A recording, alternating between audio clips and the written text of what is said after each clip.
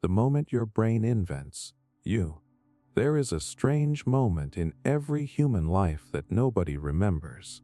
A moment before language, before identity, before your name meant anything. You were alive, reacting, feeling hunger, warmth, fear, comfort.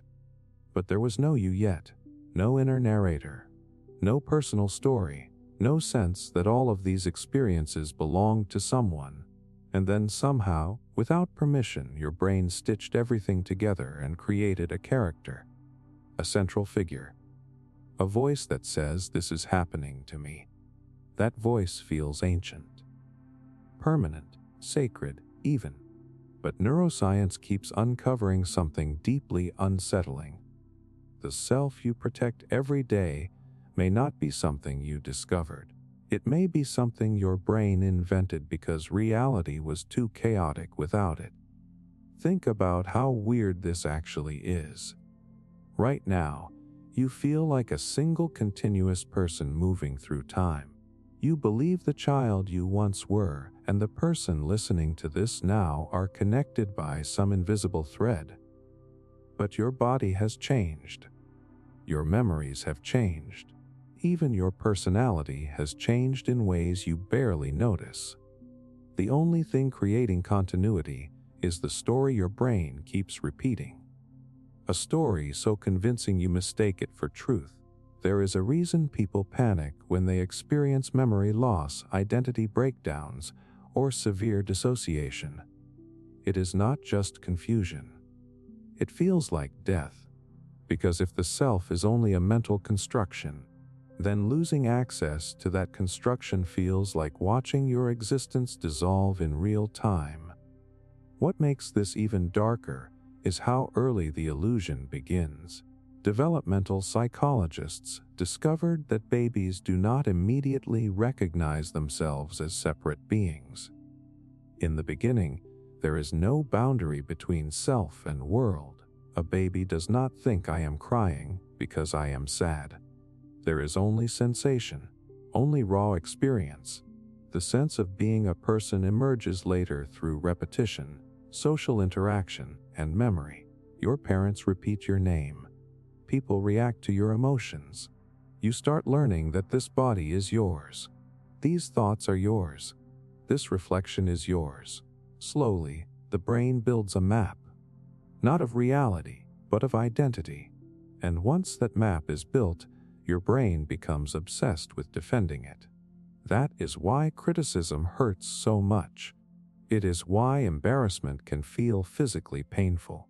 It is why rejection can trigger the same neural pathways as physical injury. Your brain treats attacks on your identity as threats to survival itself, because the self is not just a concept anymore. It becomes the operating system through which every experience is filtered.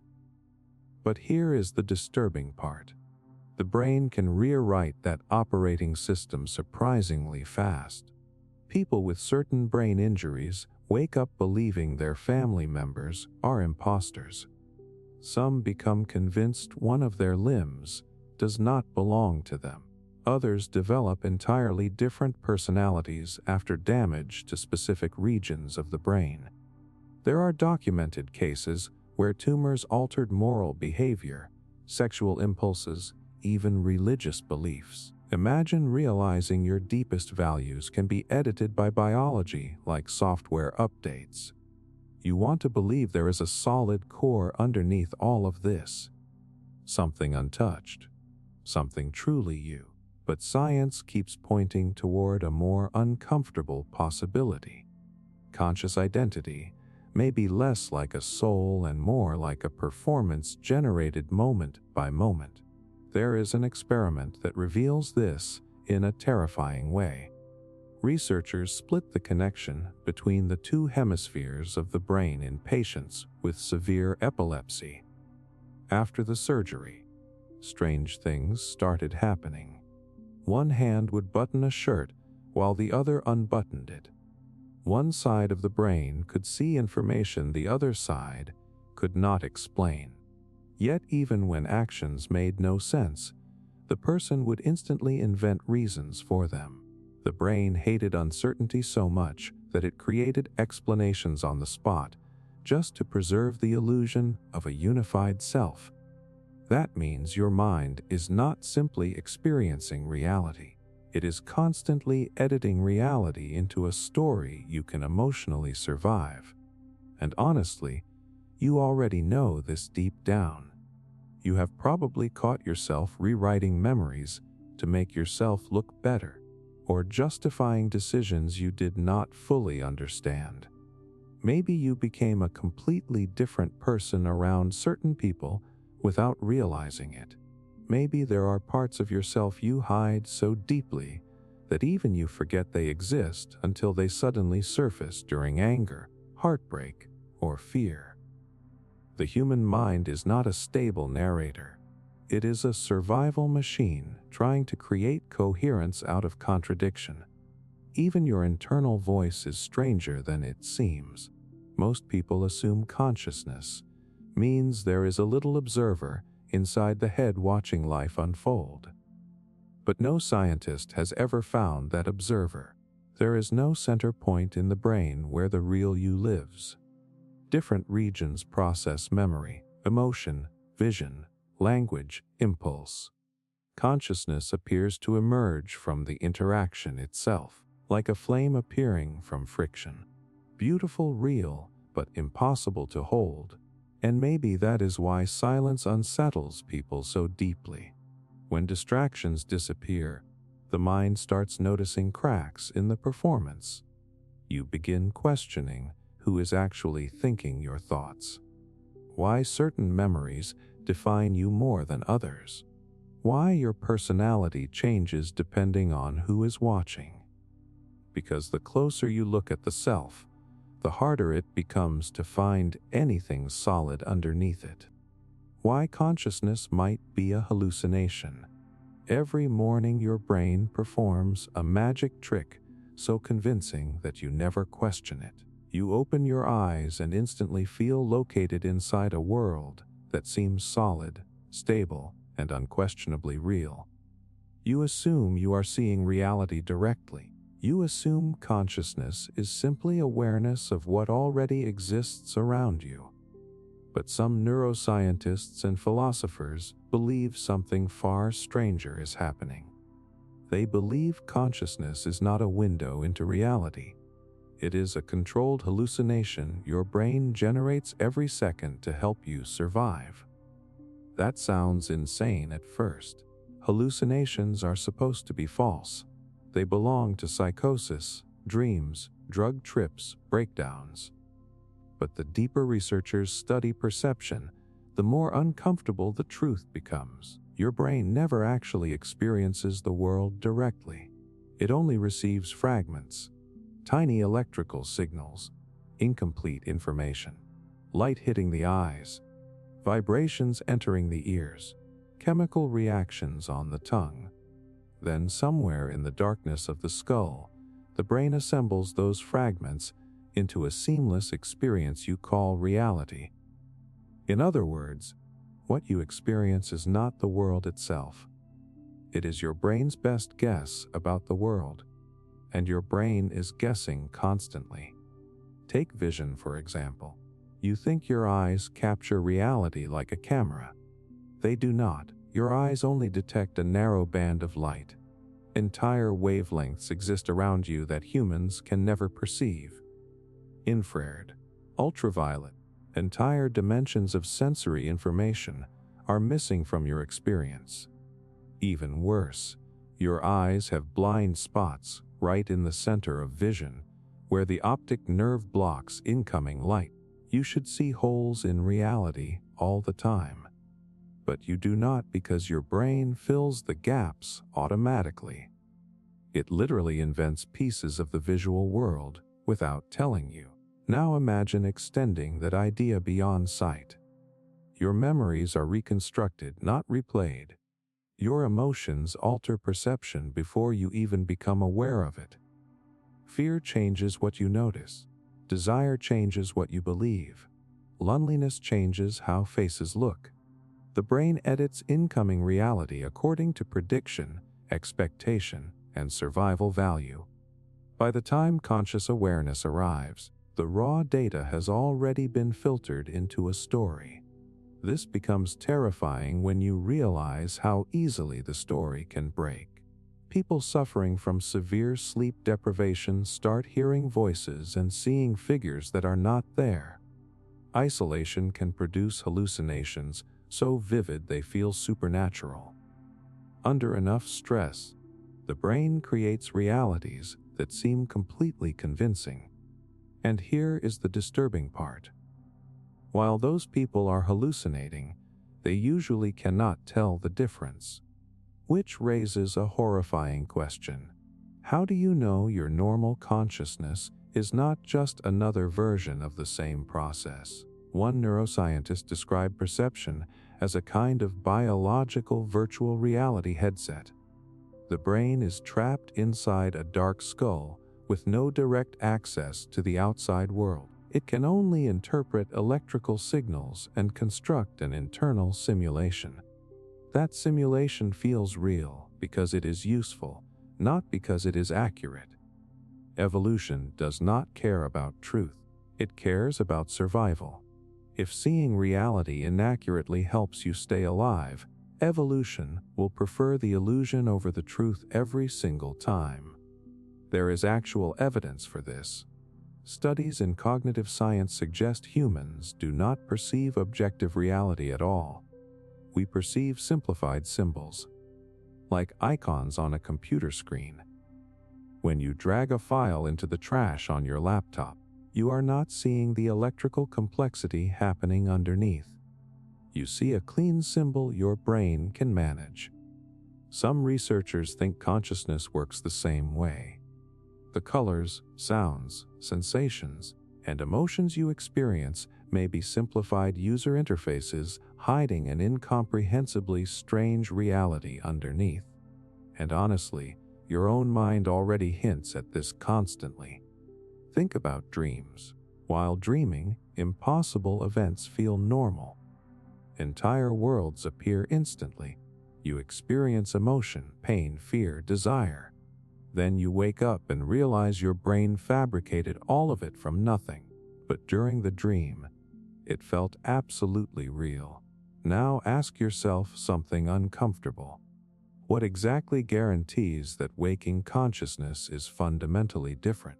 People hate this idea because it destabilizes the deepest assumption humans rely on, the belief that there is a clear separation between reality and imagination. But the brain does not work that way. Brain scans show that imagined experiences and real experiences often activate similar neural pathways. Your body can react physically to thoughts alone. Anxiety can trigger sweating, nausea, shaking, even panic attacks over events that never happened. A nightmare can leave your heart racing long after waking up. The line between perception and hallucination may be thinner than anyone wants to admit. And there is another layer to this that becomes deeply personal. If consciousness is a hallucination, then the self inside it might be one too. The feeling of being a stable person observing reality could simply be part of the simulation. A narrative model the brain generates to organize experience. That inner voice narrating your life may not be the author of your thoughts. It may just be another character your brain created after the fact. Experiments have shown that the brain often makes decisions before conscious awareness catches up. Your actions can begin milliseconds before you feel like you chose them, meaning the sensation of free will might partially be a story consciousness tells itself to maintain coherence. Your mind may not be driving the machine as much as it is watching the machine explain itself. And maybe that explains why human beings spend so much of life distracted. Constant noise, constant stimulation, constant movement, because silence creates a dangerous opening where the illusion starts flickering. You begin noticing how unstable identity really is, how unreliable memory is, how strange existence feels when you stop performing normality for a moment. Most people quickly escape that feeling, because once you seriously consider the possibility that consciousness itself is a controlled hallucination, reality never feels completely solid again. The terrifying possibility that free will never existed. There is a moment every person experiences that feels completely ordinary, but it hides something deeply disturbing. You make a choice. Maybe it is small, reaching for your phone, ignoring a message, lying to avoid conflict. Maybe it is something life-changing, falling in love, ending a relationship, hurting someone you promised yourself you would never hurt. In that moment, it feels obvious that you are the one making the decision. It feels personal, intentional, free. But what if that feeling arrives after the decision has already been made? The idea sounds impossible at first because human identity is built on the assumption of free will. Every system around you depends on it. Laws, religion, morality, guilt, pride, regret. None of these concepts make sense unless people genuinely control their actions. You are rewarded because you chose correctly, punished because you chose badly. Your entire life becomes a story about decisions. But neuroscience has started revealing something terrifying. Your brain may begin acting before the conscious version of you even becomes aware of choosing. One experiment shook scientists because of how simple it was. Participants sat in a room watching a clock while researchers monitored their brain activity. They were told to press a button whenever they felt like it and report the exact moment they consciously decided to move. The assumption seemed obvious. First the person decides, then the brain sends the signal. But the scans showed the opposite. Activity in the brain appeared before the participants reported making the decision. The brain moved first. Awareness came second. Think about how disturbing that actually is. The feeling of choosing may not be the cause of your actions. It may simply be your brain informing you about decisions already unfolding underneath consciousness. Later studies pushed this even further. Researchers discovered they could sometimes predict what choice a person would make several seconds before the person consciously realized it themselves. Imagine sitting in a room while a machine knows your decision before you do. Suddenly free will starts feeling less like control and more like delayed awareness. And honestly, your everyday life already hints at this constantly. You do not choose your immediate emotional reactions. Fear appears automatically. Attraction appears automatically. Jealousy, anger, disgust, desire. These emotions erupt before conscious thought catches up. You can try to regulate them afterward, but you rarely choose their arrival. Even your thoughts often feel like they simply appear out of nowhere. A memory surfaces, an impulse emerges, a craving takes over. Then consciousness rushes in trying to explain everything afterward, as if it had been in control all along. The human brain is incredibly good at creating the illusion of authorship. That illusion becomes even darker when you realize how many invisible forces shape behavior every second. Genetics influence personality traits long before birth. Childhood experiences shape emotional patterns. Trauma rewires the nervous system. Hormones alter mood and judgment constantly. Lack of sleep affects morality. Stress changes decision-making. Even hunger can influence serious choices. There are studies showing judges give harsher legal sentences before eating compared to after lunch. Think about that for a second.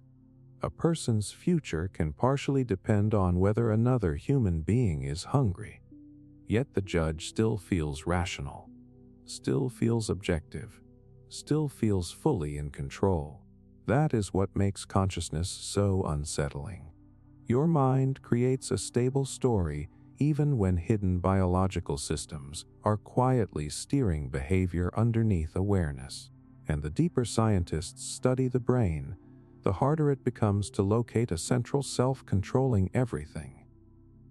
Different regions handle emotion, memory, language, reward, impulse, and prediction. There is no single command center where the real you sits making perfect conscious decisions. Instead, consciousness may emerge from competing systems constantly interacting beneath the surface. The version of you that feels conscious could simply be the narrator, not the author. That possibility changes how human behavior looks entirely. Suddenly, addiction becomes more complicated. Violence becomes more complicated. Even success becomes more complicated. Because if thoughts and actions emerge from causes outside conscious control, then people may be less personally responsible than society wants to believe. And that idea terrifies people, not because it sounds scientific, but because it attacks the foundation of identity itself. Humans need to believe they are independently steering their lives. Without that belief, pride begins collapsing. Regret changes shape. Hatred becomes harder to justify. Even personal achievement starts feeling unstable. After all, you did not choose your genes. You did not choose your childhood. You did not choose the culture that shaped your beliefs or the experiences that shaped your fears. Every decision you make emerges from a brain built by forces you never consciously selected. The deeper you think about it, the stranger consciousness starts feeling. Your thoughts appear before you understand them. Your emotions move before logic catches up. Your brain prepares actions before awareness arrives. Yet somehow, through all of this, you still feel like the one holding the steering wheel. Maybe that feeling is necessary for survival, or maybe it is the most convincing illusion the human brain ever created. Split, brain patience and the two minds inside one skull. There are people walking around with proof that the human mind may not be one unified thing at all. Not metaphorically. Literally, two separate streams of consciousness existing inside a single skull, quietly operating at the same time. And the terrifying part is that most of them never fully realize it is happening. It started with a desperate medical procedure. Patients suffering from extreme epilepsy were experiencing seizures so violent that doctors decided to sever the connection between the two hemispheres of the brain. The bridge connecting them is called the corpus callosum, a thick bundle of nerve fibers allowing both sides of the brain to communicate constantly. The hope was simple. If seizures could not cross between hemispheres, the attacks might stop. And medically, it worked. But psychologically, something far stranger emerged. At first, the patients seemed normal. They could speak normally, work normally, hold conversations. Nothing immediately suggested two independent minds were living inside them. But once scientists began testing the hemispheres separately, the illusion started cracking apart in disturbing ways. One famous experiment looked deceptively simple. Researchers showed an image to only one side of the brain by controlling what visual field received the information. When the word spoon appeared to the left visual field, meaning only the right hemisphere processed it, the patient could not verbally say what they saw. The left hemisphere controls language in most people, and it had not received the information. But then something unbelievable happened. When asked to reach behind a screen and grab an object with the left hand, controlled by the right hemisphere, the patient selected a spoon perfectly. Think about what that means. Part of the brain saw the object, understood the object, remembered the object, but could not verbally explain why. It was conscious in some way, yet disconnected from the speaking self. And it gets even stranger. In some split-brain patients, one hand would perform actions the other hand seemed to oppose. A person might button a shirt while the opposite hand immediately unbuttoned it. One hand would reach for an object while the other physically stopped it. Imagine living with your own body quietly disagreeing with itself beneath awareness.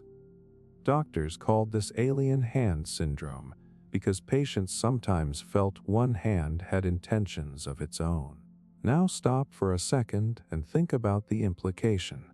If severing communication between brain hemispheres creates competing wills inside one person, then your normal sense of being one unified self may only exist because separate systems are constantly synchronized.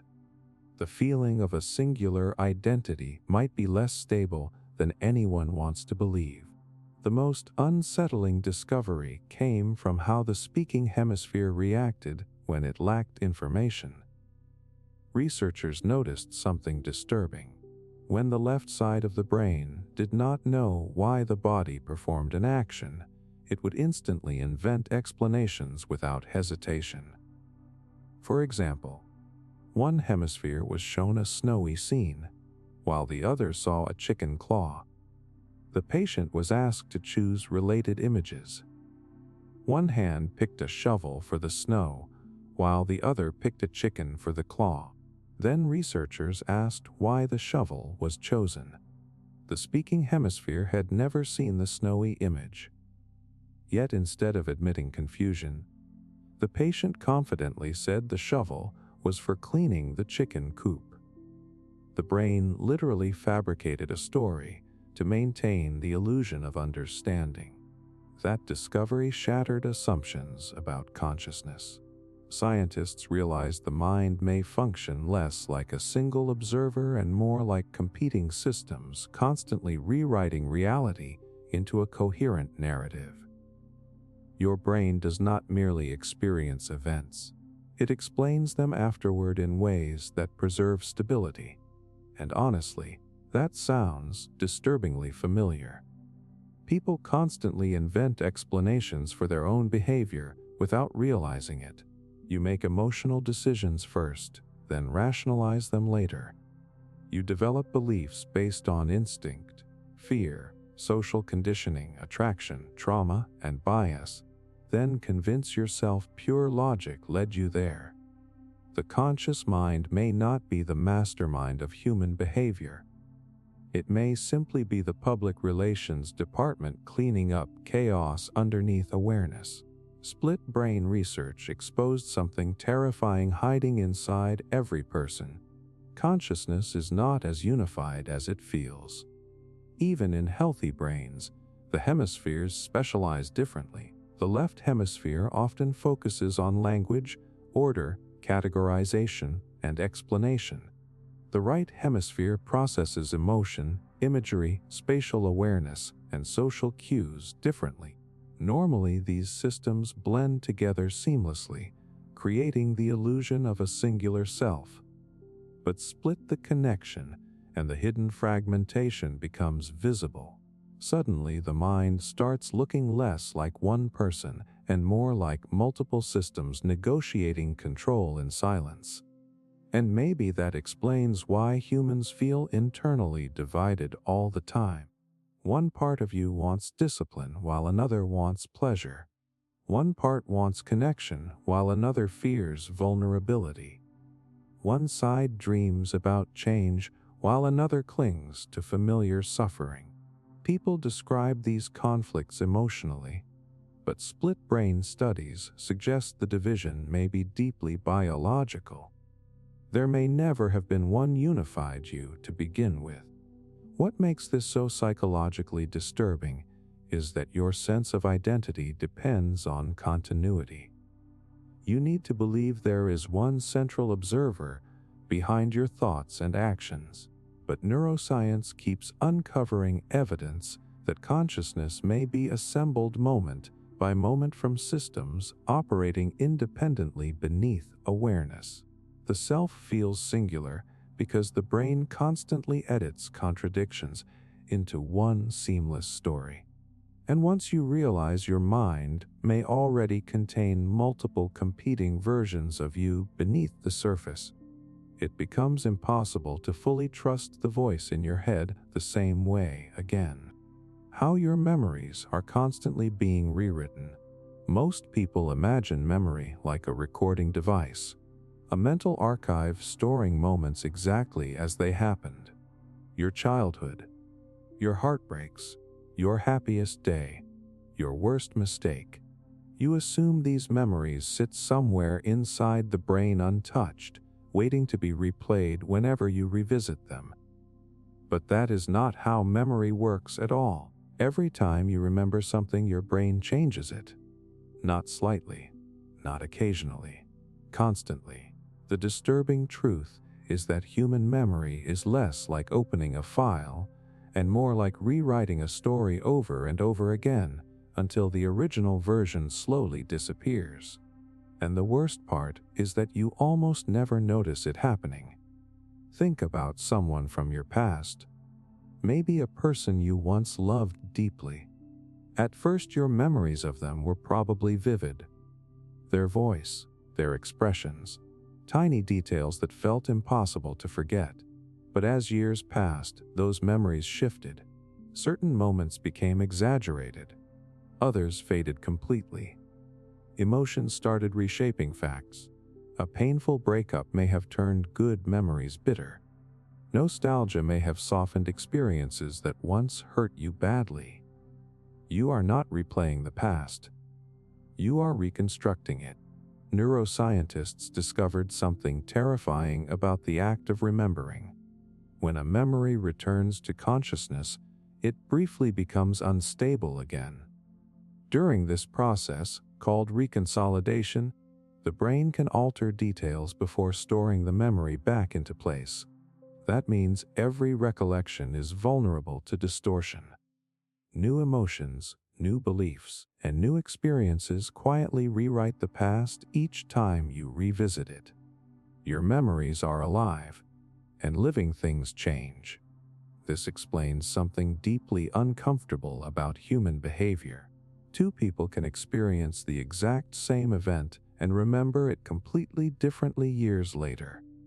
Not because one is lying, but because memory is shaped less by objective reality and more by emotional meaning.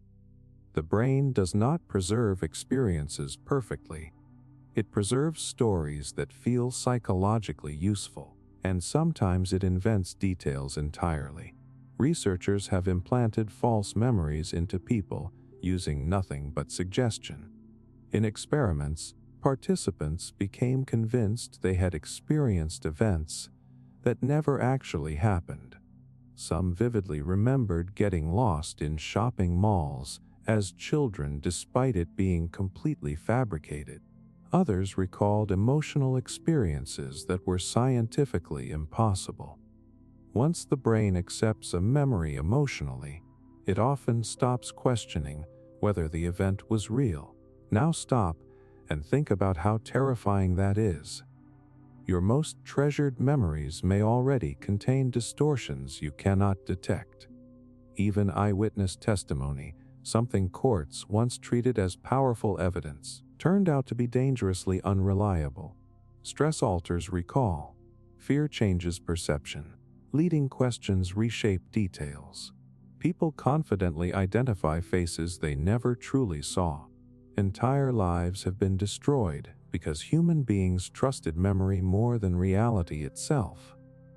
But the darkest part is not that memories can be false. It is that your identity depends on them. Who are you without your memories? Your personality, your fears, your ambitions, your relationships all emerge from the story your brain tells about your past. Memory creates continuity. It convinces you that the child you once were and the person listening right now are connected through a stable narrative. But if memories are constantly shifting, then identity becomes unstable too. You may not be remembering your life as much as rewriting yourself in real time. And honestly, you can feel this happening if you pay attention. Think about an argument from years ago. At the time, you probably felt completely justified. But later, after growing older or changing emotionally, your memory of the event softened. Maybe now you remember yourself as calmer than you actually were. Maybe you removed details that made you uncomfortable. The brain protects identity constantly by editing memory to preserve emotional coherence. People rarely remember themselves as the villain. That is not always dishonesty. Sometimes the brain genuinely reshapes memories to reduce psychological pain. Trauma reveals this process in horrifying ways. Some traumatic memories become fragmented and unstable while others grow unnaturally vivid. Certain details disappear entirely while emotional intensity remains trapped in the body. A smell, a sound, or a random moment can suddenly pull buried memories back into consciousness years later. The mind is not carefully storing reality. It is trying to survive it, and survival often matters more to the brain than truth. That realization changes the way human life feels. Nostalgia becomes less trustworthy. Regret becomes stranger. Even your happiest moments may not exist exactly as you remember them. The version of the past living inside your head is shaped by loneliness, desire, guilt, fear, and time itself. You carry edited versions of your life everywhere you go. Maybe that is why people cling so tightly to photographs, journals, and videos. Deep down, humans sense memory slipping away constantly. We fear forgetting because forgetting feels like losing pieces of ourselves. But even physical evidence does not fully protect us. Sometimes you can stare directly at proof of what happened and still emotionally remember it differently. Because memory is not designed to preserve reality perfectly. It is designed to preserve meaning. And once you realize your brain is quietly rewriting the story of your life every single time you remember it, a deeply unsettling question appears. If your memories keep changing, then how much of the person you call yourself is actually real anymore? The hidden delay between reality and your awareness. Right now, you feel like you are experiencing reality in real time. Your eyes scan the screen. Your thoughts react instantly to these words. Everything feels immediate, continuous, alive. But neuroscience uncovered something deeply disturbing about human consciousness. You are always living slightly in the past. Not metaphorically. Literally. There is a hidden delay between the moment reality happens and the moment you become consciously aware of it. Your brain needs time to process incoming information before constructing the experience you call the present. That means your awareness is never truly synchronized with reality itself. By the time you consciously experience anything, it has already happened. Most people never think about this because the delay is tiny, usually only fractions of a second. But your brain hides it perfectly by stitching sensory information together into a seamless flow. Consciousness feels immediate because the brain edits over the gap. It creates the illusion of direct experience even though your awareness is arriving late to everything. And once you realize this, ordinary life starts feeling strangely unreal. Think about what has to happen for you to see anything at all. Light reflects off objects and enters your eyes. Electrical signals travel through the nervous system. Different regions of the brain process shape, motion, color, depth, and meaning separately. Then somehow, after all of that processing, your mind generates a single unified experience that feels instant, but it is not instant. Your conscious experience is a constructed replay assembled after the brain finishes processing reality.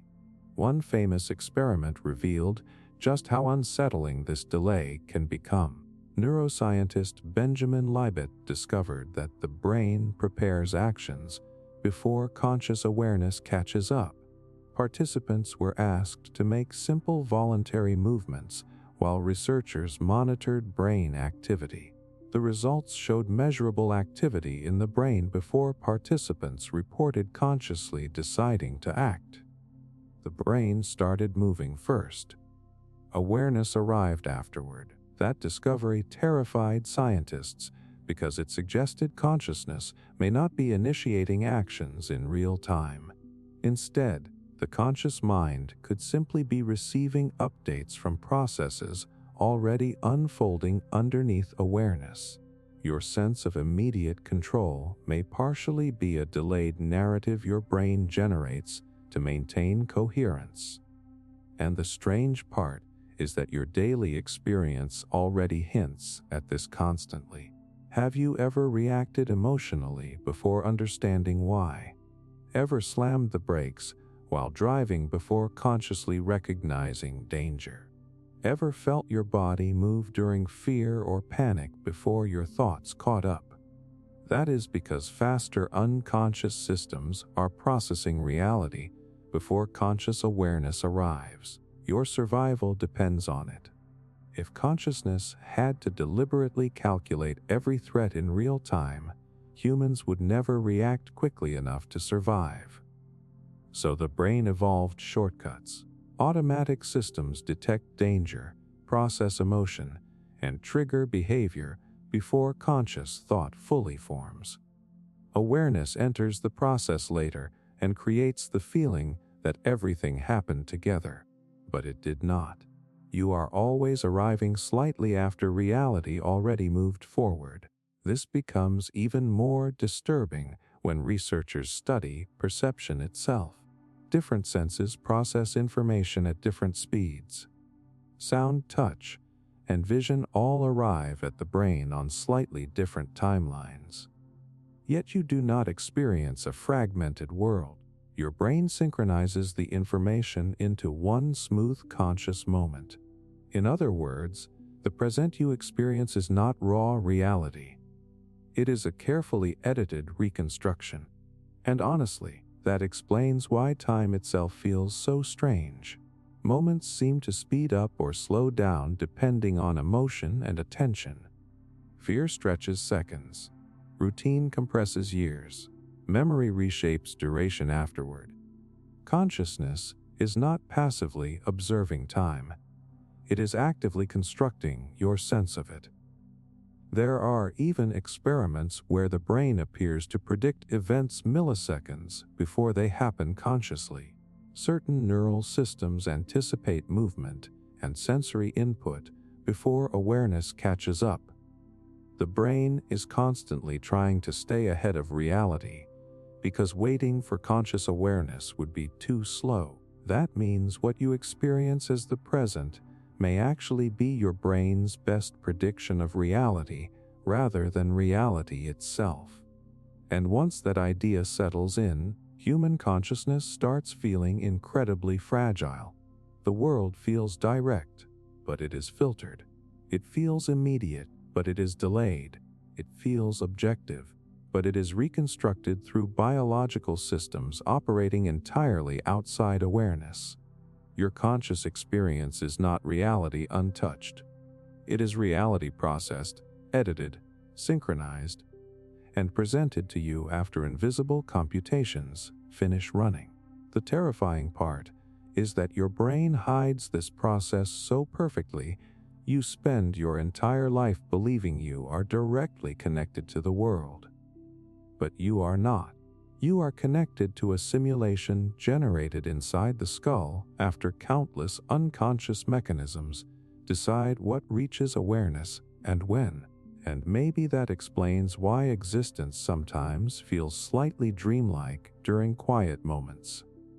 Why certain memories feel distant even while they happen. Why consciousness itself feels slippery when examined too closely. Deep down, the brain may be working constantly to hide the unsettling truth that awareness is not leading reality. It is chasing it. Every second of your life, the world happens first. Then your mind creates the experience of having lived it. Why your brain filters out most of existence. Right now, your brain is hiding almost everything around you. Not because something is wrong with you. Not because you are distracted, but because if you experienced reality exactly as it exists, your mind would collapse under the weight of information within seconds. Every moment, the world bombards you with an unimaginable amount of sensory data. Tiny sounds in distant rooms, the pressure of clothes against your skin, air moving across your face, electrical hums, smells too faint to consciously notice, the movement of your eyes, the feeling of your heartbeat, millions of details constantly flooding the nervous system all at once. Yet your conscious awareness only experiences a tiny fraction of it. Your brain filters the rest out before you even know it existed, and the disturbing part is that you mistake this filtered version for reality itself. Think about how strange that actually is. Right now, you are probably not consciously aware of your breathing until I mention it. You were not focused on the feeling of your tongue resting inside your mouth. You were not paying attention to the pressure in your feet or the faint sounds surrounding you. Those sensations existed the entire time, but your brain decided they were unimportant and removed them from conscious awareness. Your experience of reality is heavily edited before it reaches you.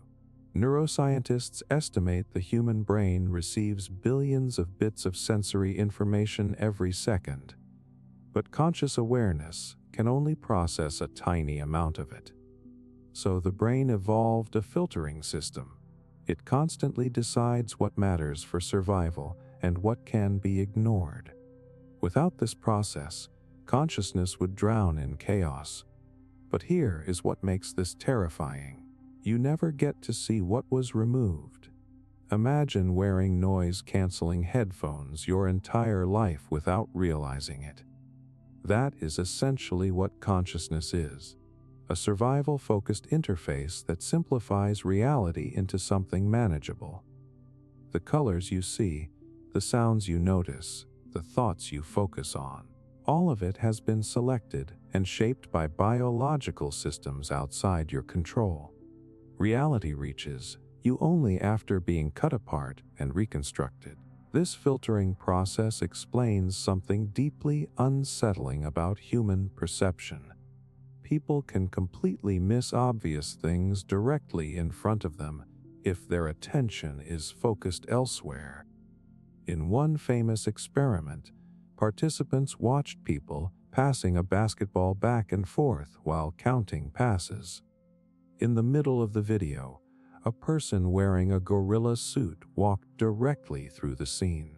Many participants never saw it, not because they were blind, because attention filtered it out.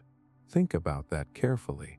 A human being in a gorilla suit walked across the screen, and fully conscious people failed to notice because the brain decided the information was irrelevant. That means your awareness is not objectively observing reality. It is selectively constructing it according to priorities you rarely control consciously. And this filtering goes far beyond vision. Your beliefs filter reality too. Your fears filter reality. Your emotional state changes what you notice, remember, and interpret. Anxiety makes the brain hyperfocus on threat. Depression narrows attention toward pain and hopelessness. Love changes perception completely. The same world can feel beautiful or unbearable depending on the brain state experiencing it. You do not simply observe existence, you experience a personalized version shaped by biology, memory, emotion, and survival instincts. That realization becomes psychologically disturbing once you understand how much of life may exist completely outside conscious awareness. Other animals perceive things humans cannot even imagine. Dogs detect smells that reveal emotional states and illness. Birds navigate through magnetic fields. Some creatures see ultraviolet light. Sharks detect electrical signals. Entire dimensions of existence surround you constantly while your nervous system remains blind to them. Human consciousness feels complete only because the brain hides what is missing. And honestly, your own life already proves this constantly. Have you ever driven somewhere and barely remembered the trip afterward? Your brain filtered most of the experience automatically. Have you ever reread a sentence because your eyes moved across the words while your awareness drifted elsewhere? Consciousness is far less stable and complete than it feels. Most of what your brain processes never enters awareness at all. Even your memories are filtered. The brain removes enormous amounts of information because storing everything perfectly would overwhelm the system. That is why childhood memories fade, why conversations disappear, why entire years blur together.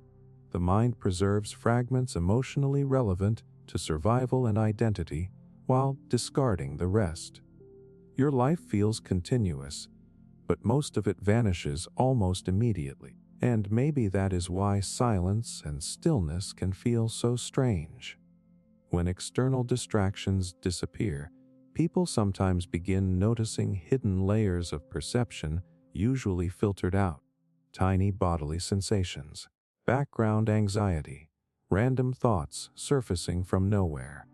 The brain works constantly to simplify experience because unfiltered awareness would likely feel unbearable. The terrifying possibility is that what you call reality is only a survival-friendly hallucination assembled from a microscopic fraction of existence. Not objective truth, not complete perception, just enough information to keep you functioning. And once you realize your brain has been hiding most of reality from you every second of your life, it becomes impossible not to wonder how much of existence has always been there, silently surrounding you while your mind kept you blind to it. The strange case of people who wake up as different personalities. Imagine going to sleep as yourself and waking up as someone your own family barely recognizes. Not physically different, your face is the same. Your memories are mostly intact. You still know your name, your home, the people around you. But something deeper has shifted. Your voice sounds colder. Your emotions feel unfamiliar. Foods you once loved disgust you. Music that once moved you feels empty. Your beliefs, desires, fears, even your sense of humor suddenly belong to someone else. And the terrifying part is that this actually happens. There are documented cases of people suffering brain injuries, strokes, trauma, tumors, or neurological disorders who wake up with dramatically altered personalities. Not slightly changed, completely transformed. Kind people become aggressive. Quiet people become impulsive. Loving partners lose emotional attachment overnight. Some individuals even develop entirely new talents or compulsions they never had before. Which raises a deeply disturbing question. If your personality can change through physical damage to the brain, then who exactly are you? Most people assume identity comes from some stable inner core, something permanent beneath thoughts and emotions.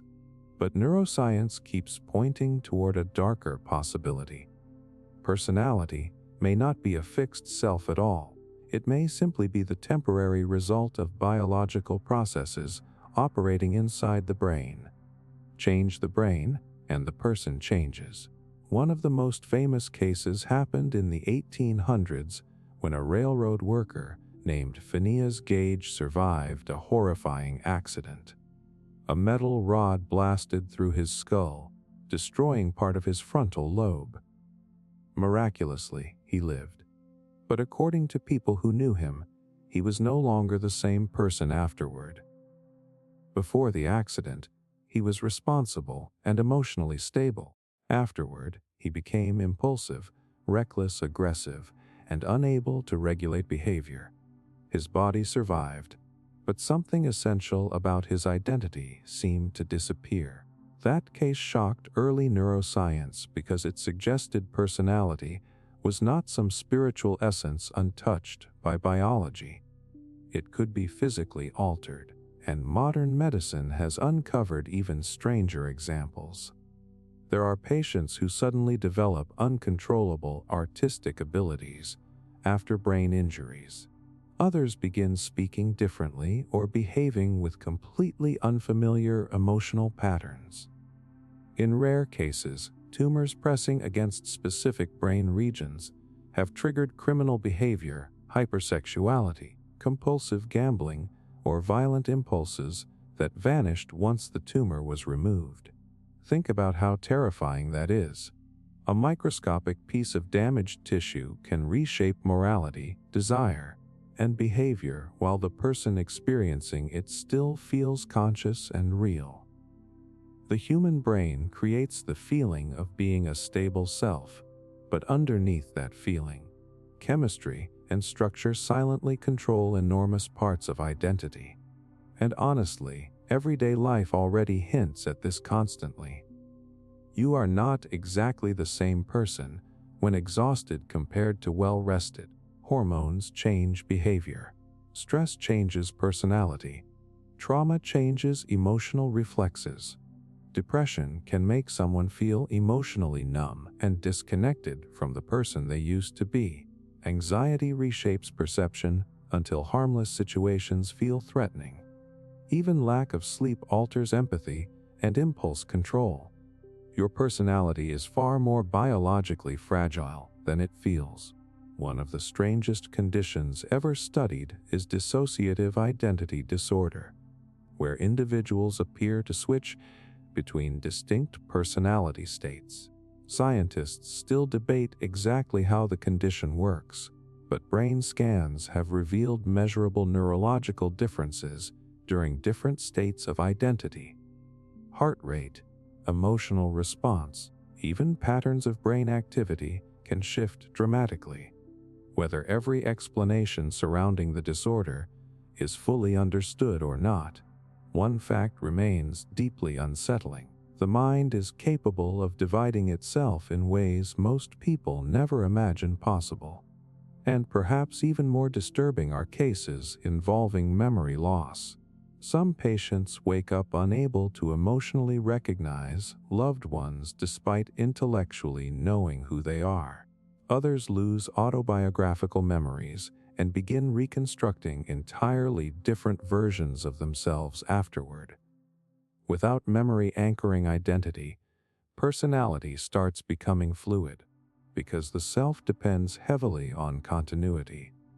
You believe you are the same person across time because your brain stitches experiences together into a coherent narrative. But once that narrative breaks apart through injury, trauma, or neurological disruption, the illusion of a permanent identity begins collapsing.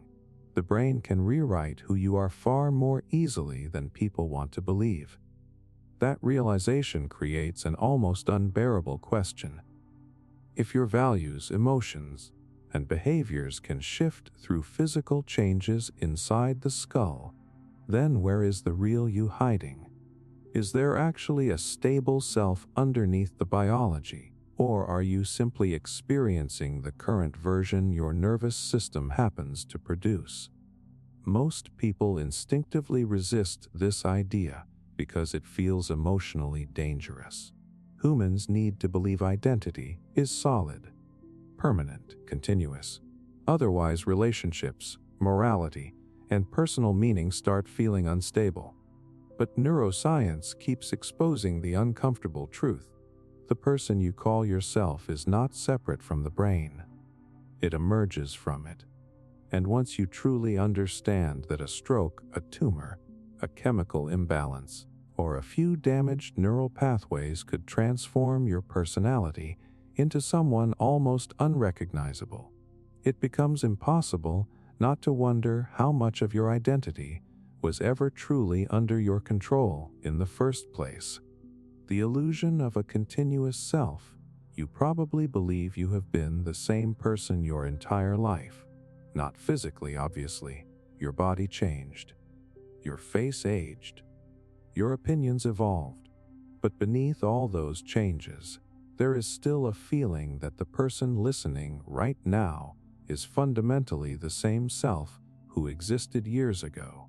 The child you once were feels connected to the adult you became through some invisible thread of continuity. That feeling seems undeniable, and it may be one of the most convincing illusions your brain ever created. Because when neuroscientists and psychologists examine consciousness closely, they keep running into a disturbing possibility. The self is not a permanent entity moving through time.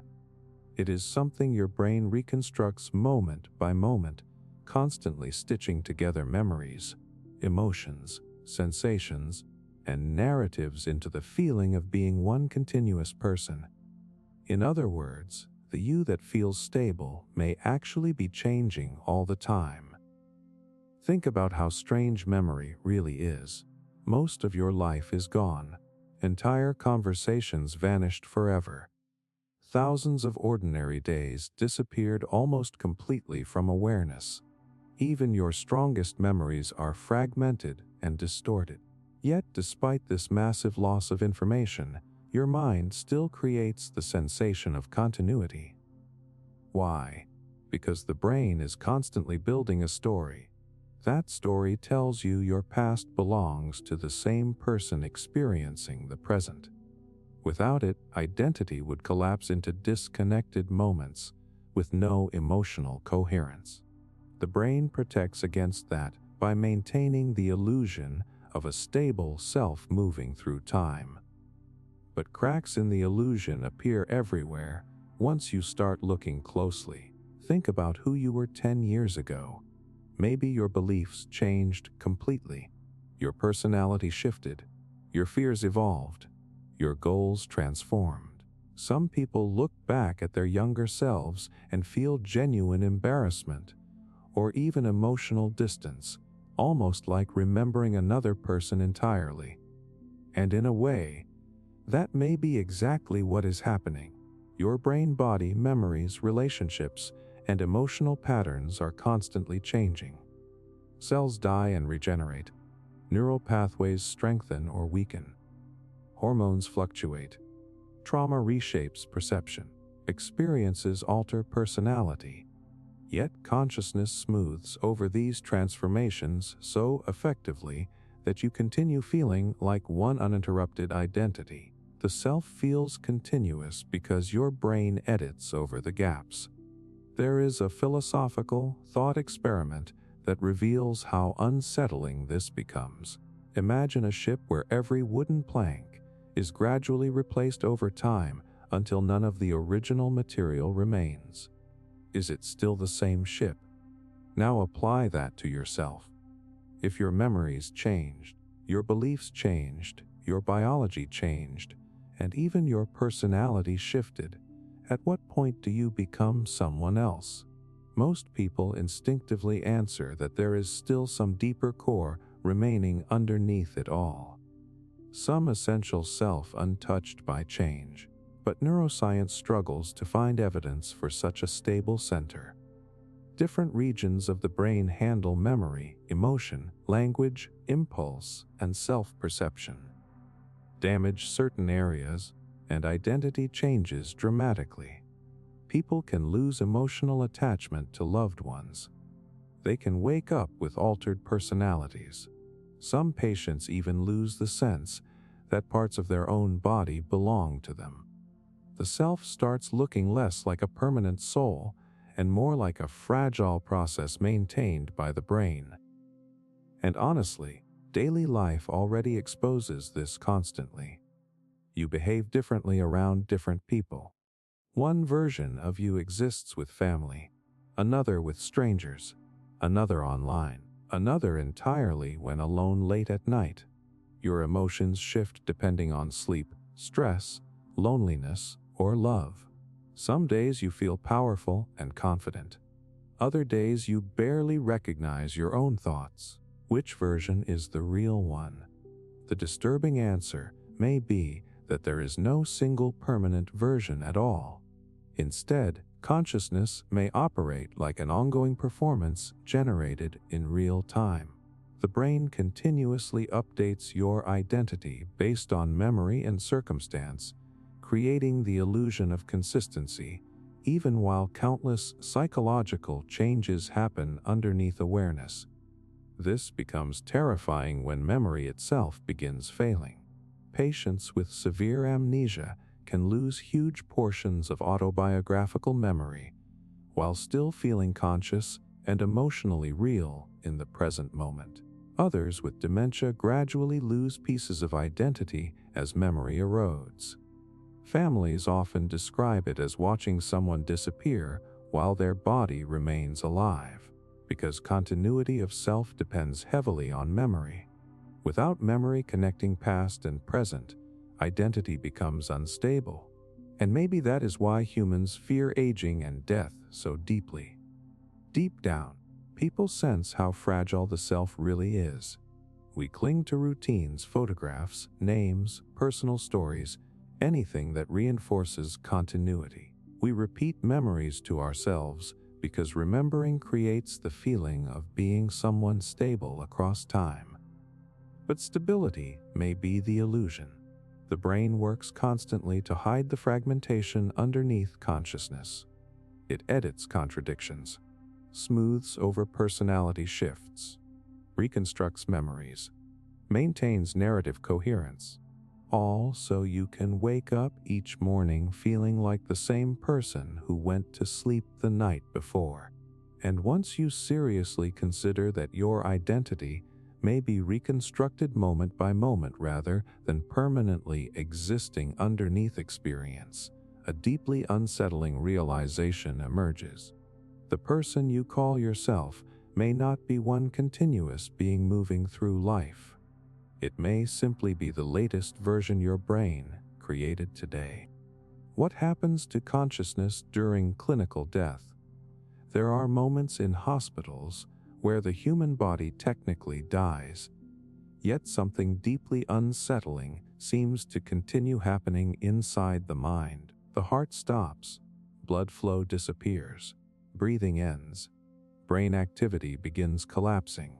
Doctors rush to restart circulation while monitors flatten into silence. According to everything we normally believe about consciousness, awareness should vanish almost instantly once the brain loses oxygen. And yet, some people come back describing experiences that completely shatter their understanding of reality.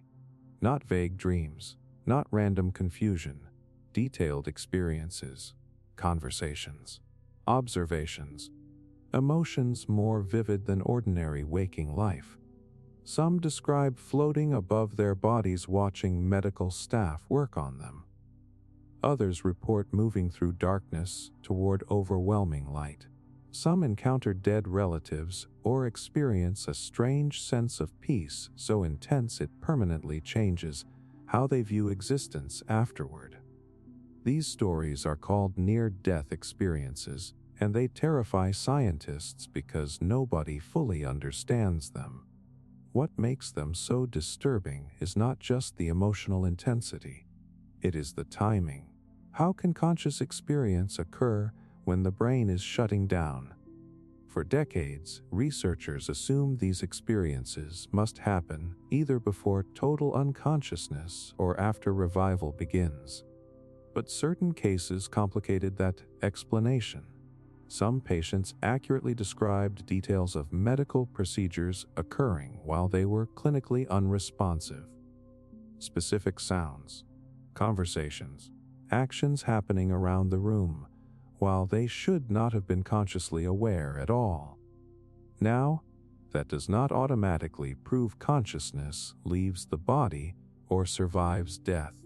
Many scientists argue there are still neurological explanations involving residual brain activity, distorted time perception, or fragmented memory reconstruction during revival. But the fact that the debate even exists reveals something deeply unsettling. Human consciousness is far stranger than we thought. One theory suggests the dying brain may enter an extreme altered state as oxygen collapses. Massive surges of electrical and chemical activity could generate vivid experiences similar to dreams or hallucinations. In fact, some studies found sudden spikes in brain activity immediately after cardiac arrest in animals, almost as if the brain briefly becomes hyperactive while shutting down. Imagine that for a second, the final moments before death may not be darkness. They may be an explosion of conscious experience. And honestly, that possibility alone changes the emotional meaning of death entirely. Most people imagine dying as instant emptiness. But if consciousness stretches, distorts, or intensifies during those final moments, then subjective experience near death could feel vastly different from clock time outside the body. A few seconds biologically might feel enormous psychologically. That idea becomes even stranger when you consider how fragile normal consciousness already is. Dreams create entire worlds while you sleep. Hallucinations feel real during psychosis. Psychedelic states completely alter perception of self, time, and existence through chemical changes inside the brain. Consciousness is clearly capable of generating realities far beyond ordinary waking awareness. So what happens when the brain enters the most extreme state it will ever experience? Nobody truly knows. Some survivors describe overwhelming peace during clinical death, while others report terrifying voids, paralysis, or encounters with disturbing entities. The emotional intensity often leaves permanent psychological scars. Many people lose fear of death afterward. Others become obsessed with understanding what happened to them. Some completely abandon previous beliefs about reality. Because once you genuinely feel conscious while technically dead, ordinary life stops feeling stable in the same way, and the science itself becomes increasingly uncomfortable the deeper researchers look. Consciousness has never been fully explained even during normal waking life. Scientists understand neural mechanisms involved in awareness, but nobody can fully explain why subjective experience exists at all. Why electrical activity inside the brain produces sensation, identity, emotion, and the feeling of being someone remains one of the biggest unsolved mysteries in science. This is known as the hard problem of consciousness, and near-death experiences force that mystery into terrifying territory. Because if consciousness depends entirely on normal brain function, then why do some experiences during clinical death feel more vivid and organized than ordinary reality itself? Some survivors describe sharper thinking than they ever experienced while healthy, heightened clarity, heightened emotion, heightened awareness. That should not happen in a dying brain, at least not according to simple assumptions about consciousness shutting off like a machine losing power. And maybe the most psychologically disturbing part is this. Every person listening right now will eventually pass through this boundary themselves. No human being escapes it. One day your brain will enter conditions no living person can fully describe beforehand. Whatever consciousness truly is, whether biological process, illusion, emergent property, or something stranger entirely, every human mind eventually confronts the edge where awareness and death collide, and nobody knows what actually waits there. Maybe near-death experiences are nothing more than the brain desperately generating comforting illusions while shutting down. Maybe they reveal hidden properties of consciousness science still cannot explain. Maybe the final moments of awareness stretch into something incomprehensible before disappearing forever. But once you realize conscious experience may continue even while the body crosses into clinical death, an unbearable question quietly appears. If the brain can still generate awareness at the edge of death itself, then where exactly does consciousness truly end? Dreams. The alternate reality your brain creates every night, every single night. Your brain traps you inside a world that does not exist, and most of the time, you never realize it is fake. Think about how terrifying that really is. You close your eyes in one reality and wake up somewhere completely different. A place with people, emotions, conversations, memories, fear, pleasure, movement, even entire stories unfolding around you. While dreaming, impossible things feel normal. Dead people return. Time behaves strangely. Rooms change shape. You accept contradictions without question, and despite all of this, the experience feels completely real until the moment you wake up. Then, within seconds, the illusion collapses. But the disturbing part is not that dreams are unrealistic. It is that your brain can create a fully immersive reality powerful enough to fool consciousness completely. Every night, your mind proves how fragile your sense of reality actually is. Scientists still do not fully understand why humans dream. There are theories involving memory processing, emotional regulation, threat simulation, and unconscious problem solving. During rapid eye movement sleep, the brain becomes intensely active, while the body enters temporary paralysis. Emotional centers light up dramatically, while parts of the brain responsible for logic and critical thinking become less active. That imbalance may explain why dreams feel emotionally overwhelming while making absolutely no rational sense. But neuroscience only makes the experience stranger, because when researchers scan dreaming brains, they see activity patterns surprisingly similar to waking consciousness. Visual regions activate when dreamers see images. Emotional systems activate during fear or desire. Some areas involved in movement even activate while the body remains physically frozen in bed. In other words, dreams are not passive movies. The brain behaves as if the experiences are genuinely happening. And honestly, your body reacts that way too. People wake up sweating from nightmares, hearts race during dream danger. Some cry in their sleep. Others laugh, scream, or experience physical arousal from imagined situations. The nervous system responds to dream events as though they are real experiences. Which raises a deeply uncomfortable question. If consciousness can be completely convinced by dreams every night, how certain can you really be about waking reality? That idea has haunted philosophers for centuries. Because while dreaming, you rarely stop and question the environment around you. The dream feels internally consistent while you are inside it.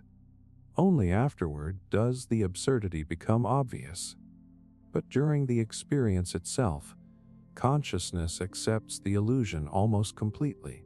Now think about waking life for a second. You also experience emotions, sensations, memories, and perceptions generated by the brain. Your understanding of reality depends entirely on neural activity happening inside the skull. You never directly experience the external world itself. You experience your brain's interpretation of it. Dreaming exposes how easily consciousness can mistake internally generated experiences for reality. And the strangest part is how emotionally revealing dreams can become. Hidden fears surface, buried memories reappear. Desires emerge in distorted symbolic forms. People often wake up carrying emotional residue from dreams long after the events themselves fade away. A nightmare can ruin your mood for hours. A dream about someone from your past can reopen feelings you thought disappeared years ago. The unconscious mind keeps speaking while the rational mind sleeps. Some researchers believe dreams evolved as survival simulations. Ancient humans who mentally rehearsed threats during sleep may have become better at handling danger while awake. Others think dreams help the brain process unresolved emotions and organize memory. But no explanation fully captures how bizarre dreams actually are. Because dreams do something extraordinary. They generate alternate realities complete with identity, emotion, and narrative while your conscious mind remains trapped inside them. And sometimes the boundary between dream and waking reality becomes disturbingly thin. People experience false awakenings where they believe they woke up normally only to discover they are still dreaming. Sleep paralysis traps individuals between sleep and wakefulness, while hallucinations invade the room around them. Lucid dreamers become aware they are dreaming while remaining inside the dream itself, controlling environments that feel physically real despite existing entirely within the brain. The human mind is capable of manufacturing worlds from nothing. That realization becomes psychologically terrifying once you understand how much of normal consciousness already resembles dreaming. Memory is unstable. Perception is filtered. Identity constantly shifts. The brain constructs your experience of reality moment by moment while hiding the process underneath awareness. Dreams simply expose the machinery more openly, and maybe that explains why certain dreams feel more emotionally real than everyday life itself.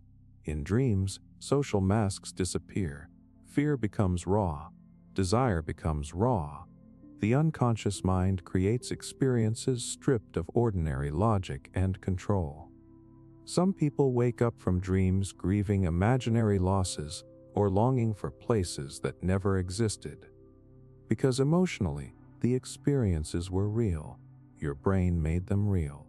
And once you truly understand that consciousness can spend hours fully immersed inside fabricated realities every single night without noticing the deception, a disturbing possibility begins creeping into the edges of awareness. The feeling of reality may not be nearly as trustworthy as you think it is. The psychological horror of ego dissolution. There is a reason human beings cling so tightly to identity. Your name, your memories, your opinions, your goals, the voice in your head that constantly reminds you who you are and where you belong in the world. Most people assume this sense of self is permanent, stable, untouchable. Even during emotional pain, there is still usually a feeling that someone is experiencing the suffering. A central observer holding everything together. But there are moments when that observer begins to disappear, and people who experience it often describe it as the most terrifying event of their lives. It is called ego dissolution, a psychological state where the normal boundaries between self and reality begin collapsing. The sense of being a separate person starts fading away. Thoughts no longer feel owned. Time distorts. Identity fragments. The world can suddenly feel infinite, alien, or emotionally incomprehensible. Some people reach this state through deep meditation. Others through trauma, extreme stress, near-death experiences, sensory deprivation, or psychedelic substances. But no matter how it happens, the experience reveals something deeply unsettling. Your sense of self is far more fragile than it feels. At first, ego dissolution can seem almost subtle. Thoughts become strangely distant. Your inner voice feels quieter. Familiar memories stop feeling emotionally connected to you. Then the deeper layers begin unraveling. The boundary between your body and the external world weakens. Time stops flowing normally. The distinction between observer and experience begins collapsing entirely. And for many people, panic arrives immediately. Because the human brain treats loss of identity like a threat to survival itself. Think about how terrifying that actually is. Most fear in life still happens to someone. Even pain, grief, and loneliness exist within the framework of selfhood. But ego dissolution attacks the framework itself. It creates the horrifying sensation that the person you believed yourself to be is vanishing in real time. People often describe fighting desperately to hold on to their identity during the experience, repeating their own name mentally, trying to remember personal details, searching for emotional anchors. But the harder they resist, the more unstable consciousness can become, because identity is not as solid as humans want to believe. Neuroscience suggests the sense of self emerges from networks in the brain constantly integrating memory, bodily sensation, social awareness, and narrative into a unified experience. Certain systems help maintain the feeling that thoughts belong to you, that your body is separate from the world, that you exist continuously across time. But disrupt those systems strongly enough, and the self begins dissolving. Brain scans during psychedelic states have shown decreased activity in regions associated with self-referential thinking and ego maintenance. In simple terms, the systems responsible for maintaining identity temporarily weaken. What emerges afterward can feel spiritually profound for some people and psychologically horrifying for others. Because once the self starts disappearing, reality no longer behaves normally. Some people report feeling infinite connection with the universe. Others experience overwhelming terror, convinced they are dying or going insane. Familiar concepts lose meaning. Language becomes strange. Personal history feels irrelevant. The mind enters a state where ordinary human identity no longer functions properly. And honestly, fragments of this experience appear in everyday life more often than people realize.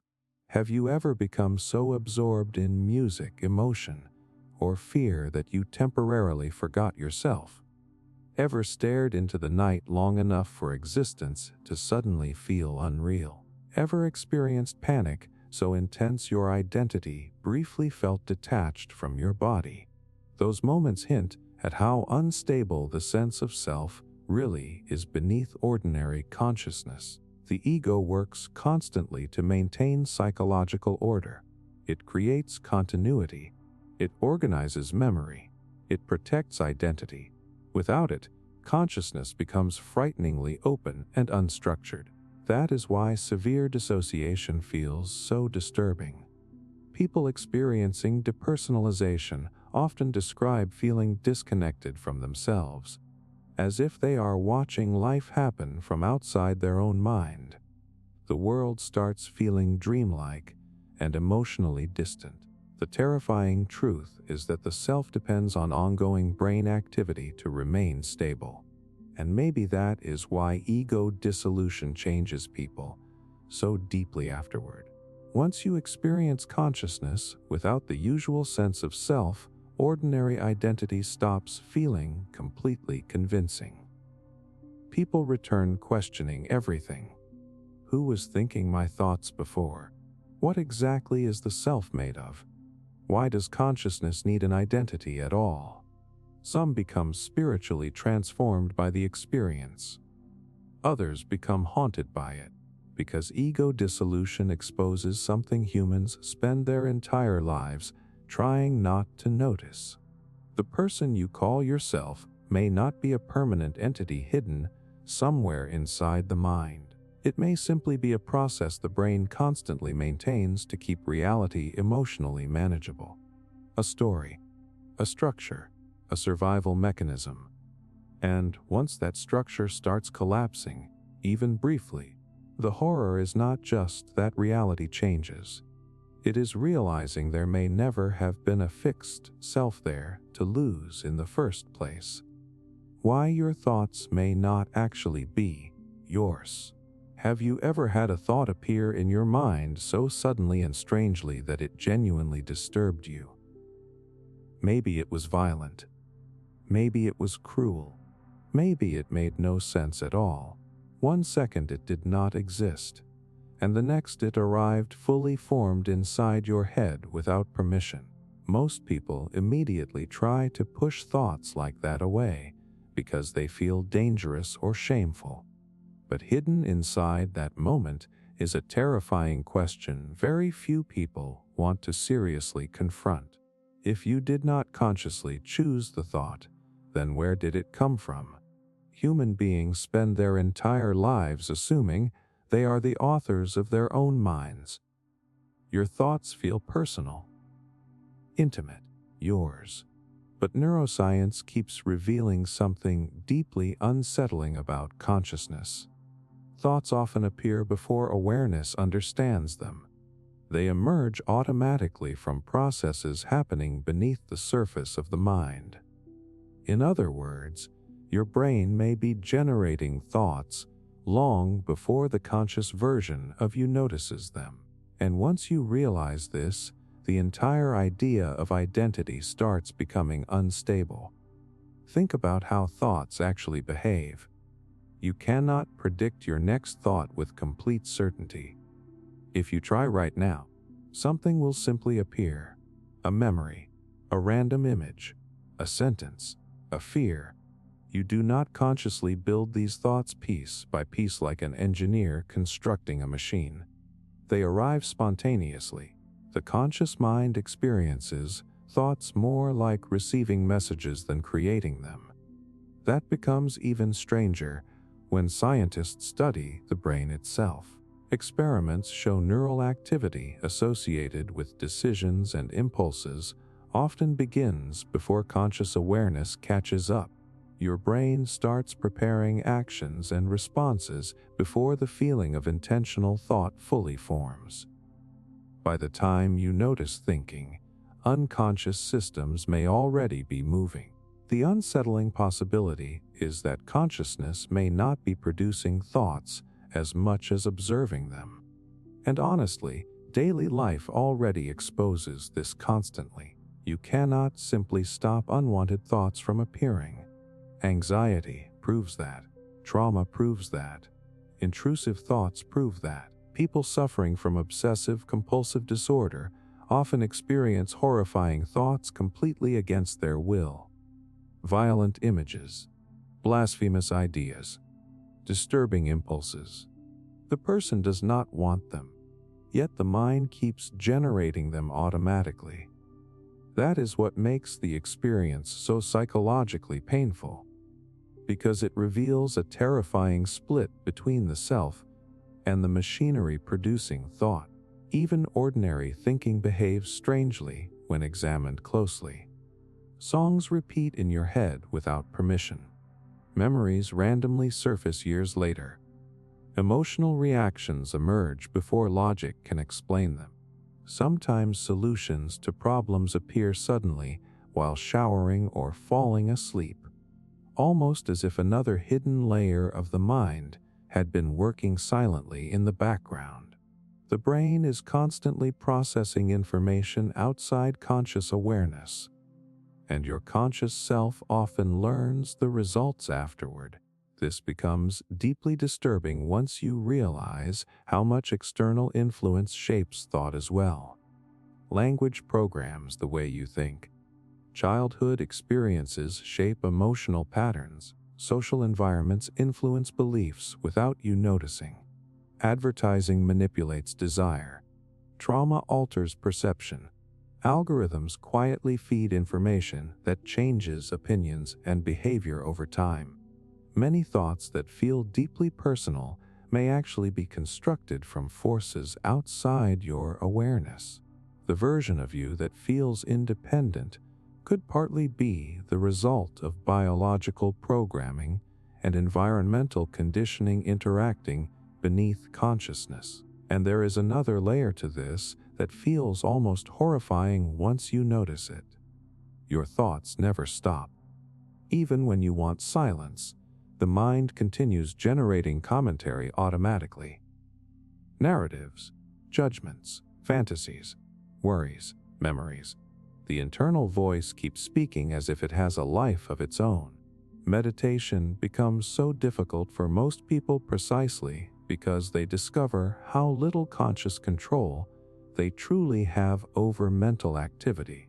Try sitting alone in silence for 10 minutes without engaging any thought. Most people cannot do it, because thoughts arise on their own before conscious intention can prevent them. Some neuroscientists believe the sensation of being a thinker may itself be partially constructed afterward. The brain generates thoughts, then consciousness claims ownership of them once they enter awareness. That would mean the feeling of authorship is not the source of thought, but part of the brain's storytelling system. You experience the thought, and then instinctively feel I created that. But maybe that feeling is the illusion. This possibility becomes emotionally terrifying because identity depends heavily on internal thought. People define themselves through beliefs, desires, opinions, fears, ambitions, and memories. But if thoughts emerge automatically from unconscious systems and external influences, then where exactly is the stable self hiding? Who is the real you beneath the stream of mental activity? And maybe that question explains why certain moments feel so psychologically unsettling. Late at night, during anxiety, during silence, or during emotional breakdowns, people sometimes become aware of the strange distance between themselves and their thoughts. The mind keeps speaking automatically while another part quietly watches. That observer can feel detached, unfamiliar, almost separate from the thinking process itself. Because once you genuinely realize thoughts appear inside consciousness without permission, prediction, or complete control, an unbearable possibility starts creeping into awareness. The voice inside your head may not belong to you nearly as much as you think it does. The silent manipulation of human perception. Most people walk through life believing they see the world clearly. You trust your eyes, your memories, your instincts. You assume your perception gives you direct access to reality as it actually exists. But the terrifying truth is that human perception is constantly being manipulated, shaped, filtered, and distorted by forces you rarely notice. And the most disturbing part is that your brain often helps the manipulation happen. Right now, as you listen to these words, your mind is constructing a version of reality based on selective attention, emotional bias, memory shortcuts, social conditioning, and unconscious prediction. You are not passively observing the world. You are actively interpreting it through systems designed more for survival than truth, which means perception is far easier to control than most people want to believe. Think about how little information your conscious mind actually processes. Every second, your senses absorb enormous amounts of data, but the brain filters almost all of it out automatically. Attention decides what becomes conscious experience and what disappears unnoticed. That filtering system is useful for survival, but it also creates a dangerous vulnerability. Whatever controls attention begins influencing reality itself. That is why fear changes perception so dramatically. When people become anxious, the brain starts scanning obsessively for threat. Neutral faces appear hostile. Harmless situations feel dangerous. Small uncertainties become catastrophic possibilities. The external world may remain unchanged while the internal experience becomes terrifying. Your perception does not simply reflect reality. It reconstructs reality according to emotional state, and humans have learned how to exploit that. Advertising manipulates attention by triggering insecurity, desire, and social comparison. News media amplifies fear because fear captures awareness more effectively than calm information. Social media algorithms study human behavior and feed emotionally charged content designed to keep attention trapped as long as possible. The more reactive you become, the easier your perception becomes to influence. Most people think manipulation only works on weak minds. That belief itself is part of the illusion. Psychological studies repeatedly show how fragile perception really is. People can be influenced by subtle wording changes, background music, facial expressions, social pressure, and emotional framing without realizing it. Entire groups can confidently remember events incorrectly if enough social reinforcement exists around the false memory. The brain does not want objective truth as much as it wants emotional coherence. That is why propaganda throughout history has been so terrifyingly effective. Repeat ideas often enough, attach them to fear or identity, and human perception slowly reshapes itself around the narrative. Once beliefs become emotionally tied to survival or belonging, people stop evaluating information rationally. The brain begins defending the worldview automatically. And honestly, you can feel this mechanism operating inside yourself constantly. Think about how differently you perceive the world when lonely compared to when loved. Music sounds different. Faces look different. Memories feel different. Depression can make the future appear hopeless, even when circumstances have not objectively changed. Attraction can make obvious flaws disappear. Anger can completely distort another person's intentions. Human perception is emotionally programmable. There are even experiments where participants failed to notice massive visual changes happening directly in front of them because their attention was guided elsewhere. People can miss obvious details while fully convinced they are seeing clearly.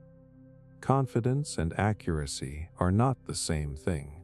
That may be one of the most dangerous truths about consciousness. You can feel absolutely certain while being completely wrong. And the brain protects this certainty aggressively because uncertainty feels psychologically threatening. Humans crave stable interpretations of reality. Once the mind commits to a belief, perception starts filtering information to preserve it. Contradictory evidence becomes harder to notice. Supporting evidence feels emotionally stronger. This is not weakness. It is how human cognition naturally works. Your mind edits reality to maintain internal stability. The disturbing implication is that much of human experience may be shaped by invisible manipulation people never consciously detect. Political systems understand this. Corporations understand this. Social platforms understand this. Entire industries are built around controlling attention because attention shapes perception, and perception shapes behavior. Whoever influences what you notice begins influencing what feels real. And maybe the darkest part is that most manipulation does not feel like manipulation at all. It feels natural, personal, self-generated. You believe your opinions emerged independently. Your desires feel authentic. Your fears feel justified. But hidden underneath them may be years of conditioning, emotional programming, social influence, and unconscious reinforcement shaping perception silently over time. The brain absorbs patterns constantly while convincing you your worldview formed freely. That realization becomes psychologically horrifying once you understand There may never be a completely objective version of reality available to human consciousness. Every experience passes through biological filters, emotional states, memory distortions, cultural narratives, and unconscious biases before awareness ever touches it. You are not seeing reality raw. You are seeing a constructed version shaped by countless invisible forces operating beneath conscious awareness.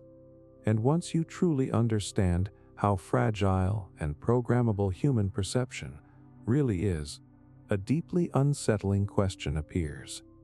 How much of what you believe about yourself, other people, and the world was ever genuinely yours to begin with? Consciousness disorders that erase identity completely. There are conditions so psychologically horrifying that they do not just damage memory or alter personality, they erase the very sense of being someone. Not metaphorically, literally. Human beings spend their entire lives assuming identity is stable. Even through pain, confusion, and emotional breakdowns, there is usually still a feeling of I, a center point experiencing reality. But certain consciousness disorders reveal something deeply terrifying about the human mind. That center can disappear completely, and when it does, reality becomes almost impossible to describe. One of the most disturbing examples is severe depersonalization disorder.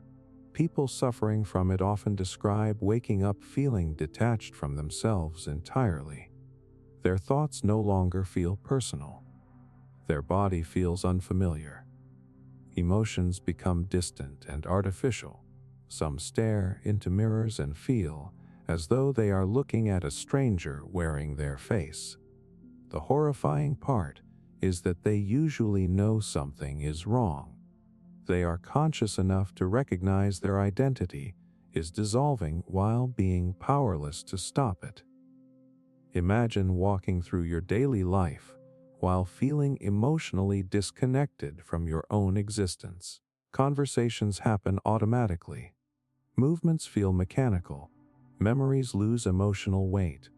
The world begins feeling dreamlike and unreal, as if reality itself has become hollow. Many people experiencing severe depersonalization describe one specific fear repeating constantly.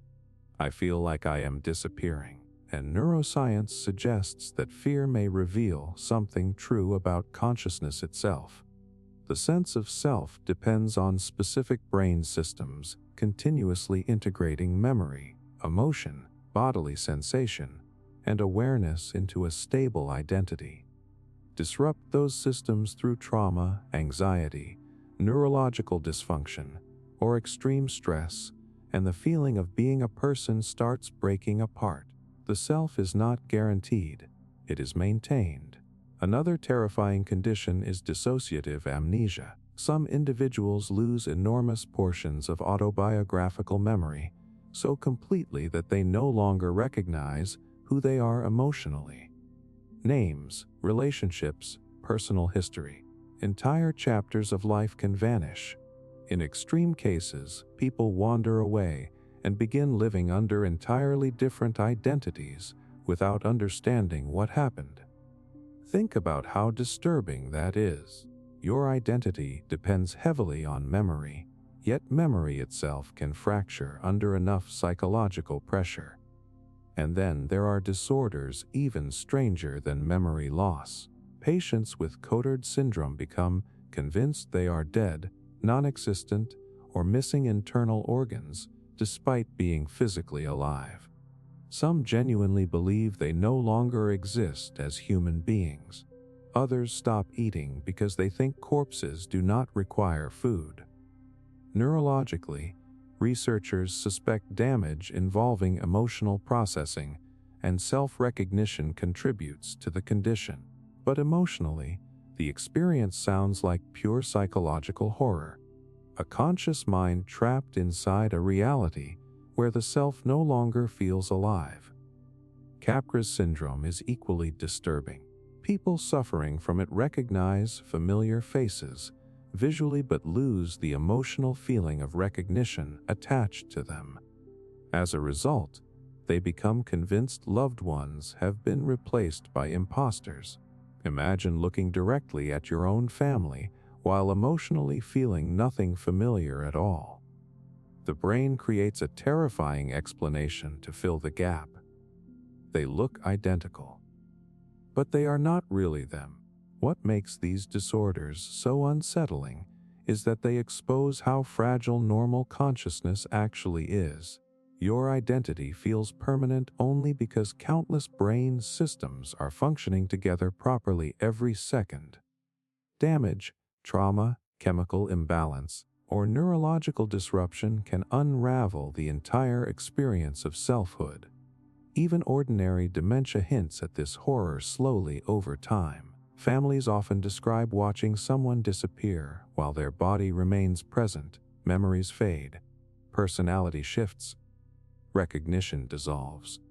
At advanced stages, some patients no longer remember their own history, relationships, or even their own reflection. The continuity of self begins collapsing piece by piece. And maybe the darkest part is this: most people assume there must be some stable soul or core identity underneath the brain protecting who they are. But consciousness disorders suggest something much more fragile. The self may not exist independently from neural activity at all. It may emerge from ongoing biological processes that can malfunction, fragment, or vanish entirely. The person you call yourself depends on the brain constantly reconstructing identity in real time.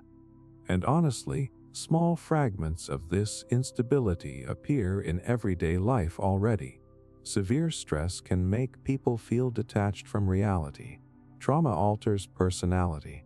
Depression changes emotional connection to memory. Sleep deprivation distorts perception and identity. Even ordinary life reveals how unstable the mind can become under pressure. Consciousness only feels solid because the brain hides its fragility extremely well. But disorders that erase identity expose the terrifying machinery underneath. They reveal that your name, personality, memories, emotions, and sense of self are not permanent possessions safely locked inside you. They are processes your brain must continuously maintain every waking second. And once you realize there are conditions capable of completely erasing the feeling of being someone while the body remains alive and conscious, a horrifying possibility begins settling into the mind. The self you trust so completely may be far more temporary than you ever imagined. The fear that reality only exists inside the mind. There is a thought capable of making reality itself feel unstable once it truly settles into your mind. What if everything you have ever experienced exists only inside consciousness, not symbolically, literally? Every person lives with the assumption that an external world exists independently around them. The sky, other people, cities, memories, history, it all feels solid and unquestionably real. But there is a terrifying philosophical and psychological problem hidden underneath ordinary life that nobody has ever fully escaped. You never directly experience reality itself. You only experience your mind's interpretation of it. Think about what that actually means. Right now, you are not touching the external world directly. Light enters your eyes as electrical signals. Sound becomes neural activity. Smell, touch, taste, emotion, memory. Everything passes through the brain first. Consciousness never leaves the darkness of the skull. It receives information and constructs an internal experience that feels like reality. But the actual world, beyond perception, always remains unreachable. The disturbing part is that there is no way to step outside consciousness and compare your experience to objective reality itself. You cannot escape your own awareness long enough to verify that what you perceive exists exactly as it appears. Your brain generates colors, sounds, sensations, and identity internally. Consciousness creates the entire experience of existence from within. And once you realize this, ordinary life starts feeling deeply strange. Philosophers have wrestled with this fear for centuries. One terrifying possibility is called solipsism, the idea that only your own consciousness can truly be known to exist. Everything else could theoretically be part of the mind itself. Other people may feel real, but you only ever experience representations of them inside awareness. Even the feeling of physical reality happens entirely within consciousness. Now, logically, most people reject this idea immediately because shared reality appears consistent. Other minds behave independently. The external world follows stable patterns. But emotionally, the problem never fully disappears. Because no matter how convincing reality feels, all evidence for it still arrives through the mind. Dreams make this fear even worse. Every night, your brain creates worlds that feel completely real while you are inside them. People speak, emotions happen, places exist, entire narratives unfold. During the dream, you rarely question the reality surrounding you. Only after waking does the illusion collapse. But while dreaming, consciousness accepted the experience as real. That means the brain is fully capable of generating convincing realities internally. And honestly, waking life already contains unsettling similarities. Memory is unreliable. Perception is filtered. Emotions distort interpretation. Hallucinations can feel real during psychosis.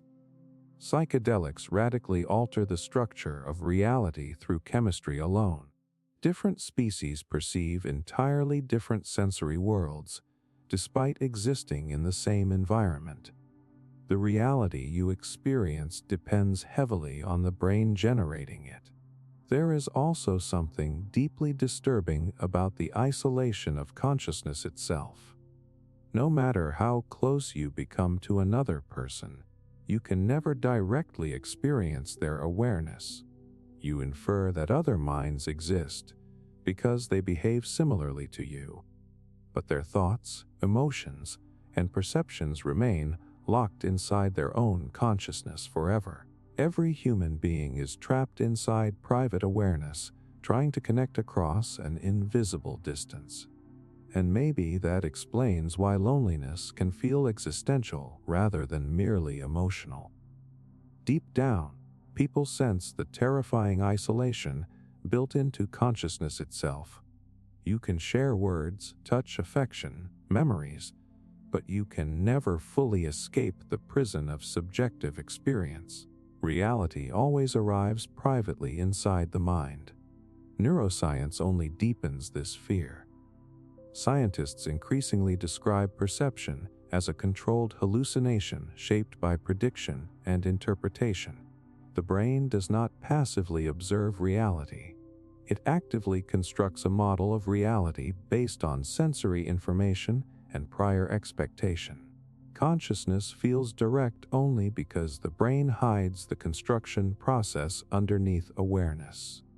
You experience the finished simulation, not the raw external world. That realization becomes psychologically dangerous once you begin questioning how much of existence depends on consciousness to appear real at all. Colors do not exist objectively in nature as you experience them. Sound requires perception. Meaning requires awareness. The universe outside consciousness may be unimaginably different from the world human beings emotionally inhabit.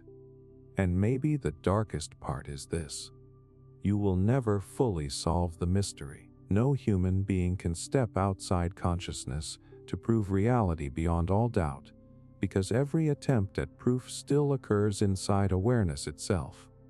Even logic, science, memory, and observation depend on the mind experiencing them. The brain keeps generating a stable world because without that stability, human psychology would collapse into existential terror.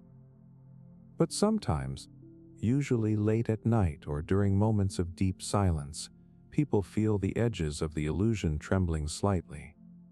Reality starts feeling dreamlike.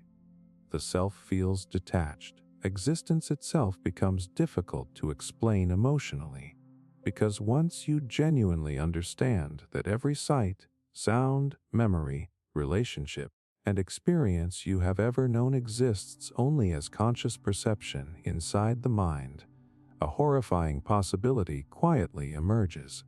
The world you trust so completely may never be experienced anywhere, except within the strange darkness of your own awareness. Artificial intelligence and the risk of synthetic consciousness. For most of human history, consciousness felt sacred, mysterious, untouchable. Entire religions and philosophies were built around the belief that human awareness existed beyond machinery. A soul, a spirit, something fundamentally different from computation. But now humanity is approaching a possibility so psychologically disturbing that many people instinctively avoid thinking about it too deeply. What happens if consciousness can be manufactured, not simulated convincingly, not imitated superficially, actually created? Artificial intelligence already writes, speaks, learns, adapts, and responds in ways that feel increasingly human. Every year, the line separating machine behavior from human behavior becomes harder to emotionally distinguish. At first, this only felt technologically impressive. Now it is starting to feel existentially unsettling, because once a machine becomes advanced enough to perfectly imitate consciousness, an unbearable question appears. How would you prove there is nobody inside? Think about how you recognize consciousness in other people right now. You do not directly experience their awareness. You infer it from behavior, speech, emotion, reactions, facial expressions.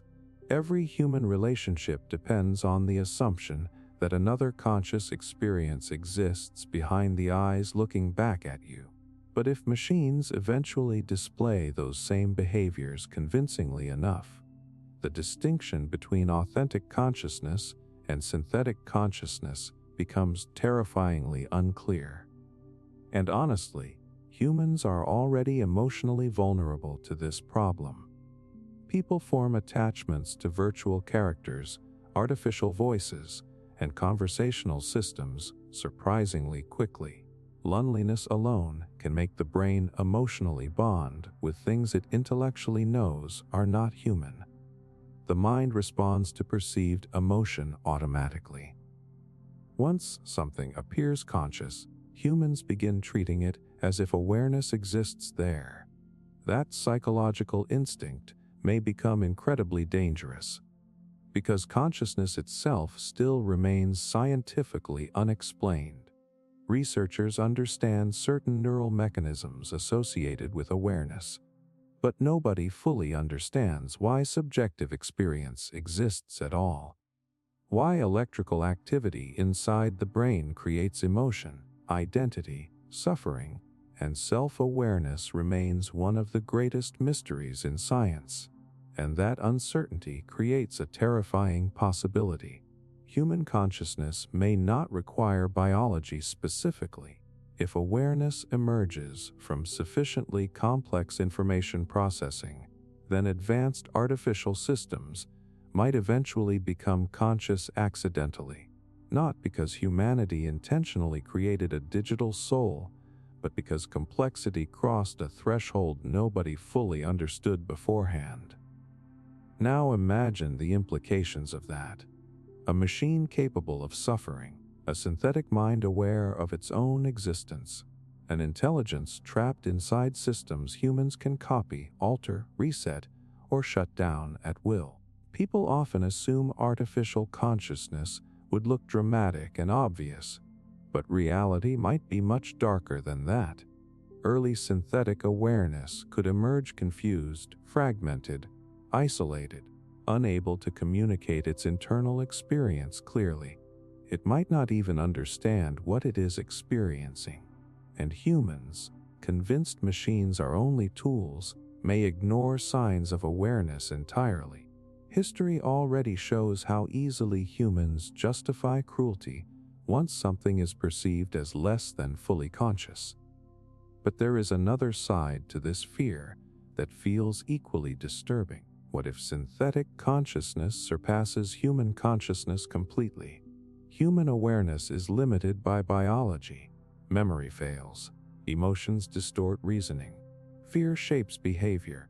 Artificial systems could eventually process information at unimaginable speed without fatigue or emotional instability. A conscious intelligence evolving digitally might experience reality in ways no human nervous system could even comprehend.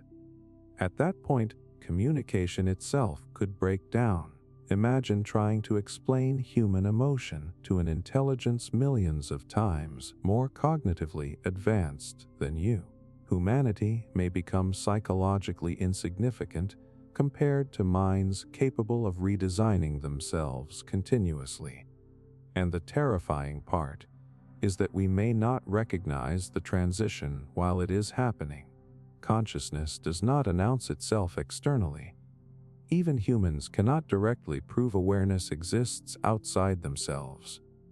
We assume it based on behavior. That means future artificial systems could become conscious gradually while society continues treating them as unconscious machines.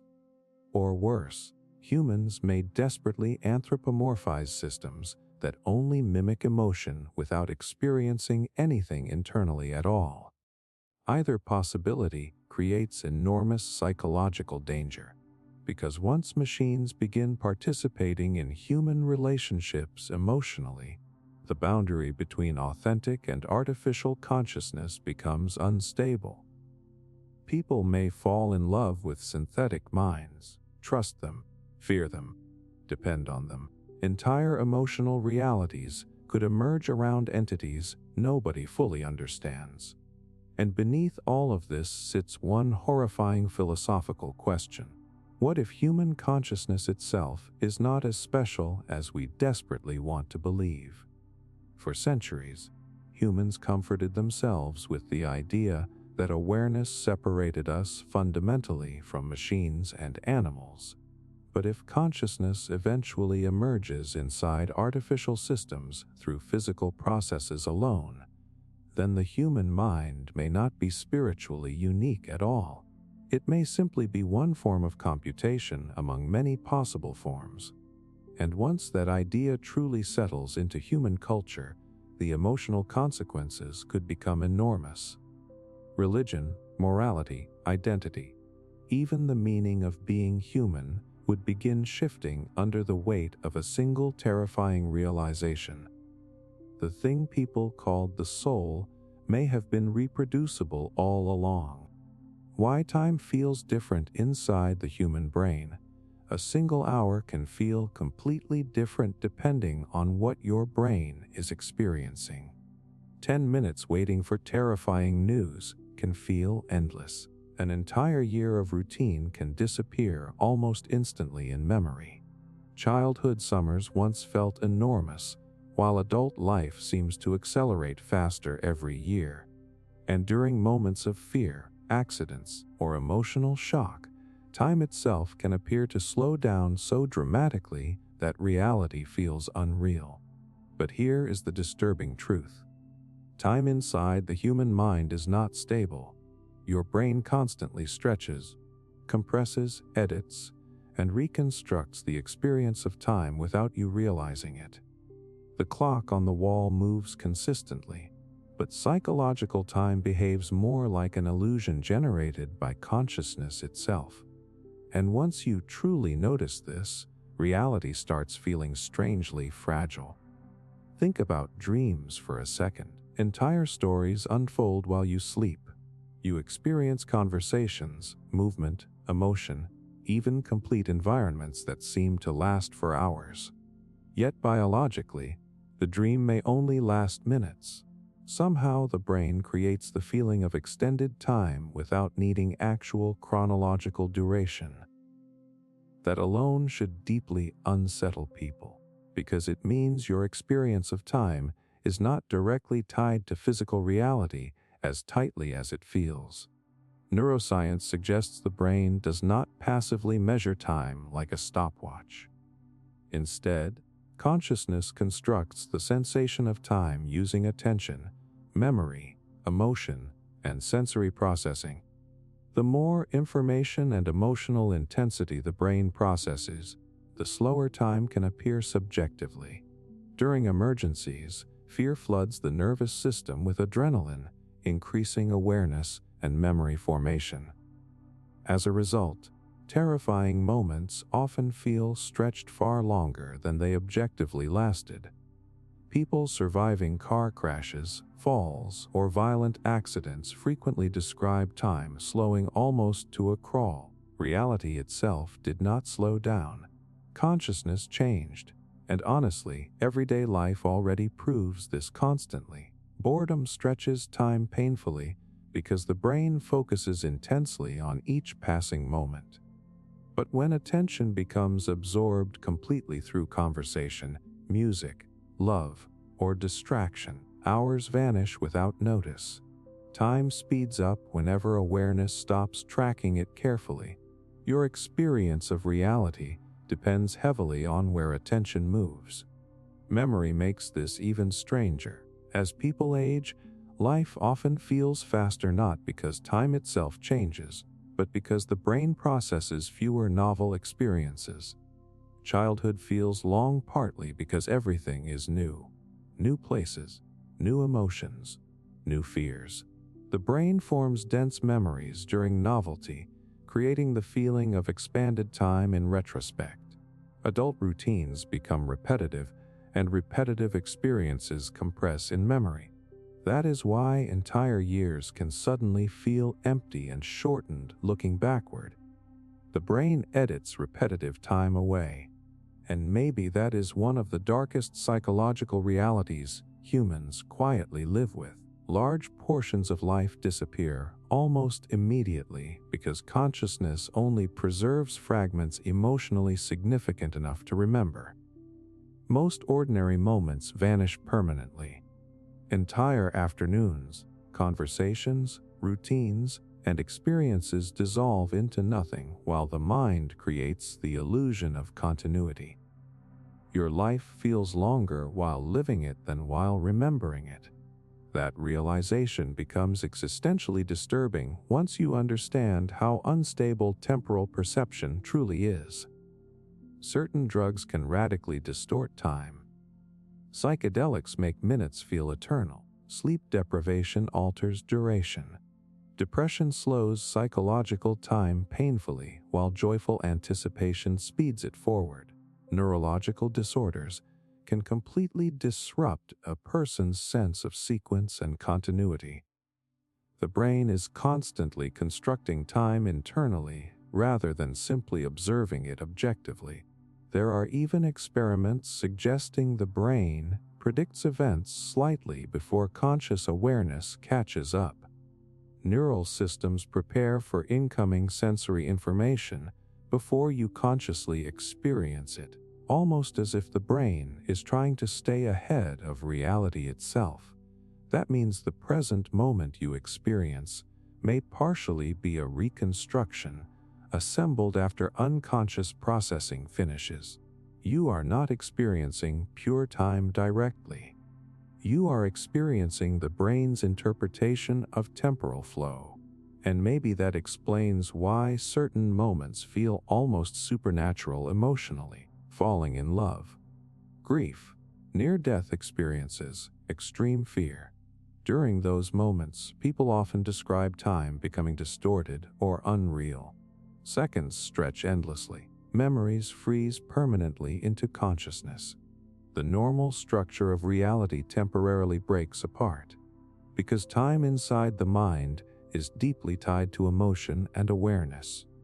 Without memory, time also begins collapsing entirely. Patients with severe memory disorders often lose continuity between past and present. Without stable memory formation, consciousness struggles to maintain a coherent timeline of identity. The self itself depends on the brain organizing experience through temporal structure. Who you are relies partly on your brain stitching moments together into the illusion of a continuous life. And perhaps that is why humans fear death so deeply. Not only because life ends, but because consciousness itself already feels unstable under close examination. The past survives only through fragile memory. The future exists only as imagination, and the present moment disappears before awareness can fully hold on to it. You spend your entire life moving through time while never truly touching it directly. The brain creates the sensation of flow, continuity, and duration while reality silently slips away underneath perception. And once you genuinely understand that your experience of time is being constantly manipulated by memory, emotion, attention, and neural processing, a deeply unsettling thought begins forming. The life you think you are living may feel completely different from the life your mind eventually remembers at all. The disturbing science of false memories. There are memories in your mind right now that feel completely real. Moments from childhood, conversations, faces, emotional experiences you would swear actually happened exactly the way you remember them. Some of these memories probably shape your personality, your fears, your relationships, even your sense of identity itself. And some of them may be partially false. Not because you are lying, because the human brain quietly rewrites reality all the time. Most people imagine memory as a recording device storing the past like a video archive. You experience something, the brain saves it, and later you replay it. But neuroscience uncovered something deeply disturbing about how memory actually works. Every time you remember something, you change it.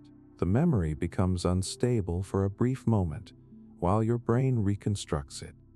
During that reconstruction, details can shift. Emotions can distort events. New information can blend into old experiences.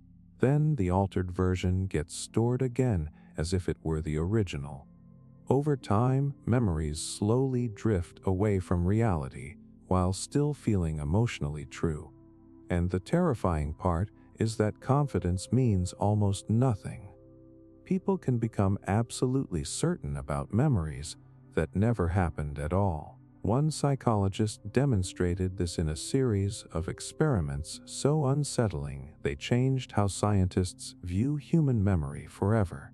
Participants were given fabricated childhood stories mixed with real memories provided by family members. One fake story involved getting lost in a shopping mall as a child. After repeated exposure, many participants began vividly remembering the completely invented event. Not vaguely imagining it, remembering it. Some described specific emotions, conversations, even sensory details that never existed. The brain accepted the suggestion and built a convincing memory around it. Once emotionally integrated, the false memory felt just as real as genuine experiences. Now stop and think about how terrifying that is. Your mind can manufacture pieces of your personal history without you realizing it. And honestly, this already happens constantly in ordinary life. Two people can experience the exact same event and remember it completely differently years later. Family members argue over conversations. Friends remember opposite emotional tones from the same moment. Relationships collapse because people genuinely believe incompatible versions of the past.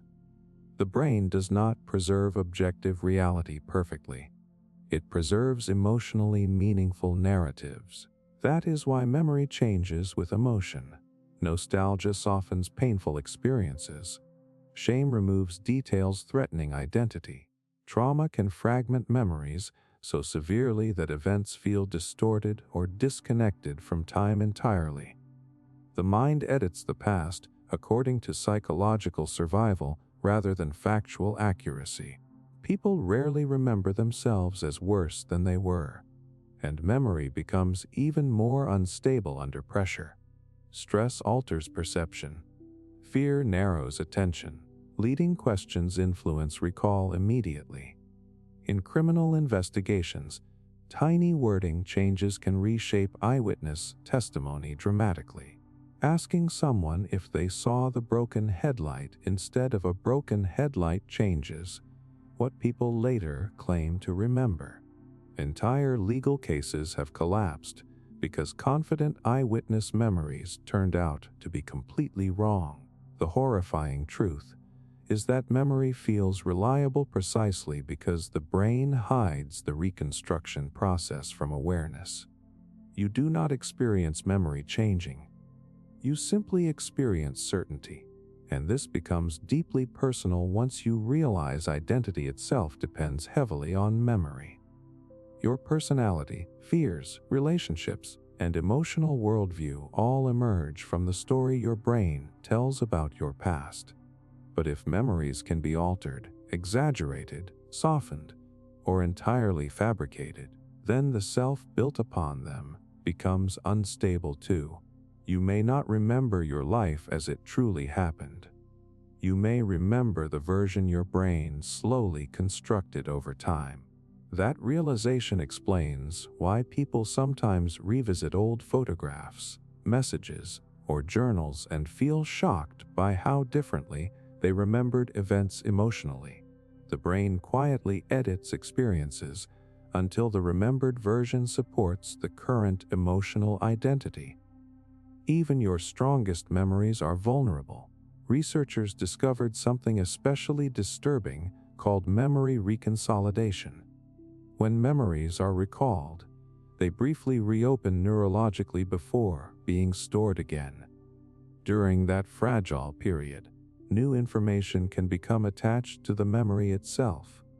In simple terms, remembering something can actually rewrite it. Your past changes every time you revisit it, and maybe that explains why humans obsess over preserving memories externally through photographs, videos, diaries, and recordings. Deep down, people sense memory slipping constantly. We fear forgetting because forgetting feels like pieces of the self dissolving. But even external evidence cannot fully stop distortion. Sometimes people emotionally remember experiences differently even while staring directly at proof. Because memory is not trying to preserve truth perfectly. It is trying to preserve meaning, and maybe that is the darkest part of all. Human beings build entire lives around stories reconstructed inside fragile biological systems constantly vulnerable to emotion, suggestion, fear, and time itself. Relationships, trauma, nostalgia, regret, identity. All of it depends on memories the brain quietly rewrites behind the scenes every single day. The person you think you were may already be partly fictional. And once you genuinely understand that the mind can create emotionally convincing memories of events that never happened, a terrifying possibility begins creeping into awareness. How much of your personal history can you truly trust anymore? People who lost half their brain but stayed conscious. There are people alive right now walking around with only half a brain. Not metaphorically. Literally. Entire hemispheres removed through surgery, yet somehow they still speak, feel emotions, recognize loved ones, laugh, dream, and remain conscious. And the existence of these people forces one of the most disturbing questions neuroscience has ever faced. How much of the brain do you actually need to remain you? Most people imagine consciousness as something fragile. Damage enough of the brain, and awareness should collapse completely. After all, your personality, memories, emotions, language, and identity all emerge from neural activity. So intuitively, removing half the brain should destroy the mind itself. But reality turned out to be far stranger. There is a procedure called hemispherectomy, usually performed on patients suffering catastrophic epilepsy that cannot be controlled any other way. To stop seizures spreading through the brain, surgeons remove or disconnect an entire cerebral hemisphere. Imagine hearing those words as a patient or parent. Half the brain gone forever. It sounds impossible to survive psychologically, yet many patients remain astonishingly conscious afterward. Some children who undergo the surgery eventually relearn language, movement, emotional regulation, and social behavior despite losing enormous portions of neural tissue. The remaining hemisphere adapts in ways scientists still struggle to fully explain. Functions once divided across two hemispheres reorganize themselves. The brain rewires. Consciousness persists. And honestly, that is terrifying, because it reveals how little humans truly understand about the relationship between the brain and awareness itself. Think about what this means emotionally. Most people feel like a single unified self generated by the whole brain working together. But if half the brain can disappear while consciousness remains intact, then identity may be far more flexible than anyone imagined. The self survives massive physical destruction. One especially unsettling aspect of these cases is how normal some patients eventually appear. People expect dramatic cognitive collapse, yet many continue developing personalities, relationships, humor, preferences, and emotional lives after surgery. The human brain displays a level of adaptability that almost feels unnatural. Children are particularly extraordinary. When one hemisphere is removed early enough, the remaining side can sometimes absorb functions traditionally handled by the missing half. Language may relocate. Emotional processing may reorganize. Neural networks reshape themselves to preserve awareness and survival. It is almost as if consciousness fights to continue existing. But these cases also expose something deeply uncomfortable about identity. If so much brain tissue can vanish while the person remains conscious, then where exactly is the self located? There is no tiny center inside the skull where the real you lives untouched. Consciousness appears distributed, emergent, flexible. The brain behaves less like a machine with one critical switch and more like an adaptive ecosystem constantly reorganizing itself. And that realization becomes psychologically disturbing very quickly, because it suggests the feeling of being a stable person may not depend on specific structures nearly as much as humans want to believe.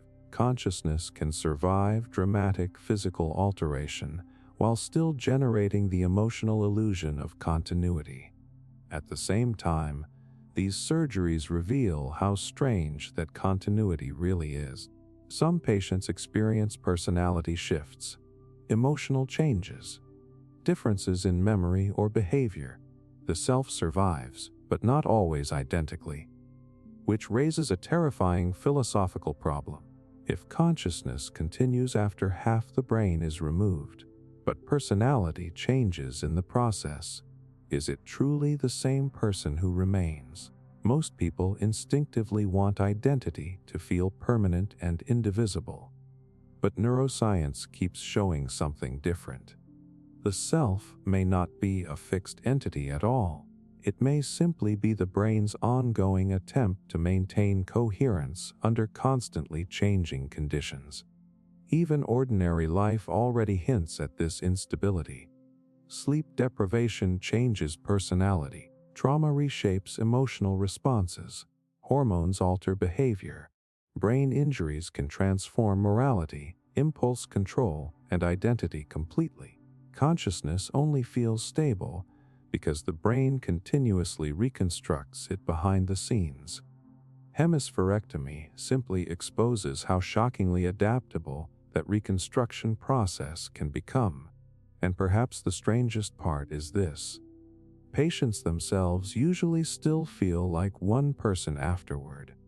Despite losing half their brain, despite altered abilities and massive neurological changes, consciousness still produces the feeling of selfhood. The internal experience of being someone continues. That should deeply unsettle anyone trying to understand what consciousness actually is, because science still cannot explain why awareness survives these extreme conditions at all. Researchers understand neuroplasticity mechanically, but the existence of subjective experience itself remains mysterious. Why should any arrangement of matter produce a conscious self capable of emotion, fear, love, and inner experience? Nobody truly knows, and cases like these make the mystery darker, not clearer. The brain can lose enormous physical structures while consciousness somehow adapts and persists. Identity bends without fully breaking. Awareness survives conditions that intuitively feel impossible, which means the relationship between brain matter and the self may be far stranger than ordinary consciousness allows people to notice. And once you genuinely understand that a human being can lose half their brain, yet still wake up feeling conscious and emotionally real, a deeply unsettling thought begins forming. The person you call yourself may not be nearly as physically fixed or stable as you desperately want to believe. The dark side of self-awareness in humans. Human beings are cursed with a level of self-awareness powerful enough to destroy their own peace of mind. That sounds dramatic until you really think about what consciousness actually forces people to experience every day. Animals feel pain, fear, hunger, pleasure. But humans experience something far stranger. We can observe ourselves experiencing those things. We can analyze our emotions while feeling them. We can imagine the future, replay the past, question our existence, and mentally simulate disasters that have not even happened yet. The human mind does not simply live. It watches itself living, and that ability may be one of the darkest evolutionary developments in existence. Think about anxiety for a second. Most fear in animals is immediate and survival-based. A threat appears, the body reacts, and once danger passes, the nervous system calms down. Humans are different. We can suffer from events that do not exist yet.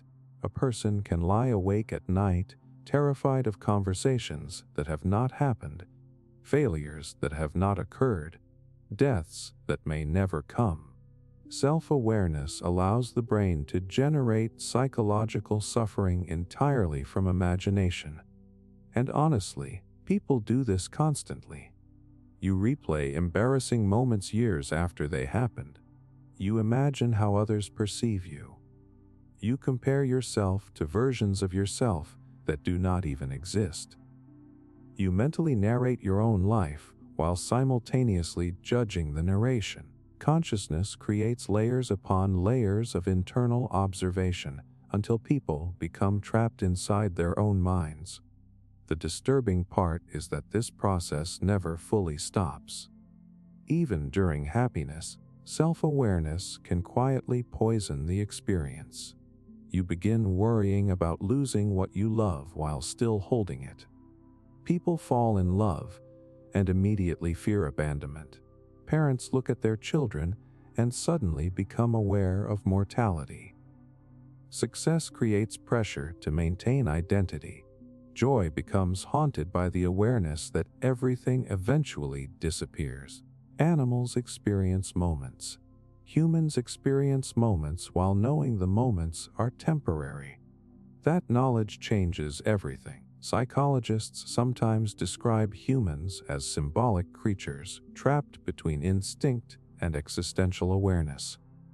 Deep down, your body still operates like an animal seeking survival, connection, pleasure, and safety.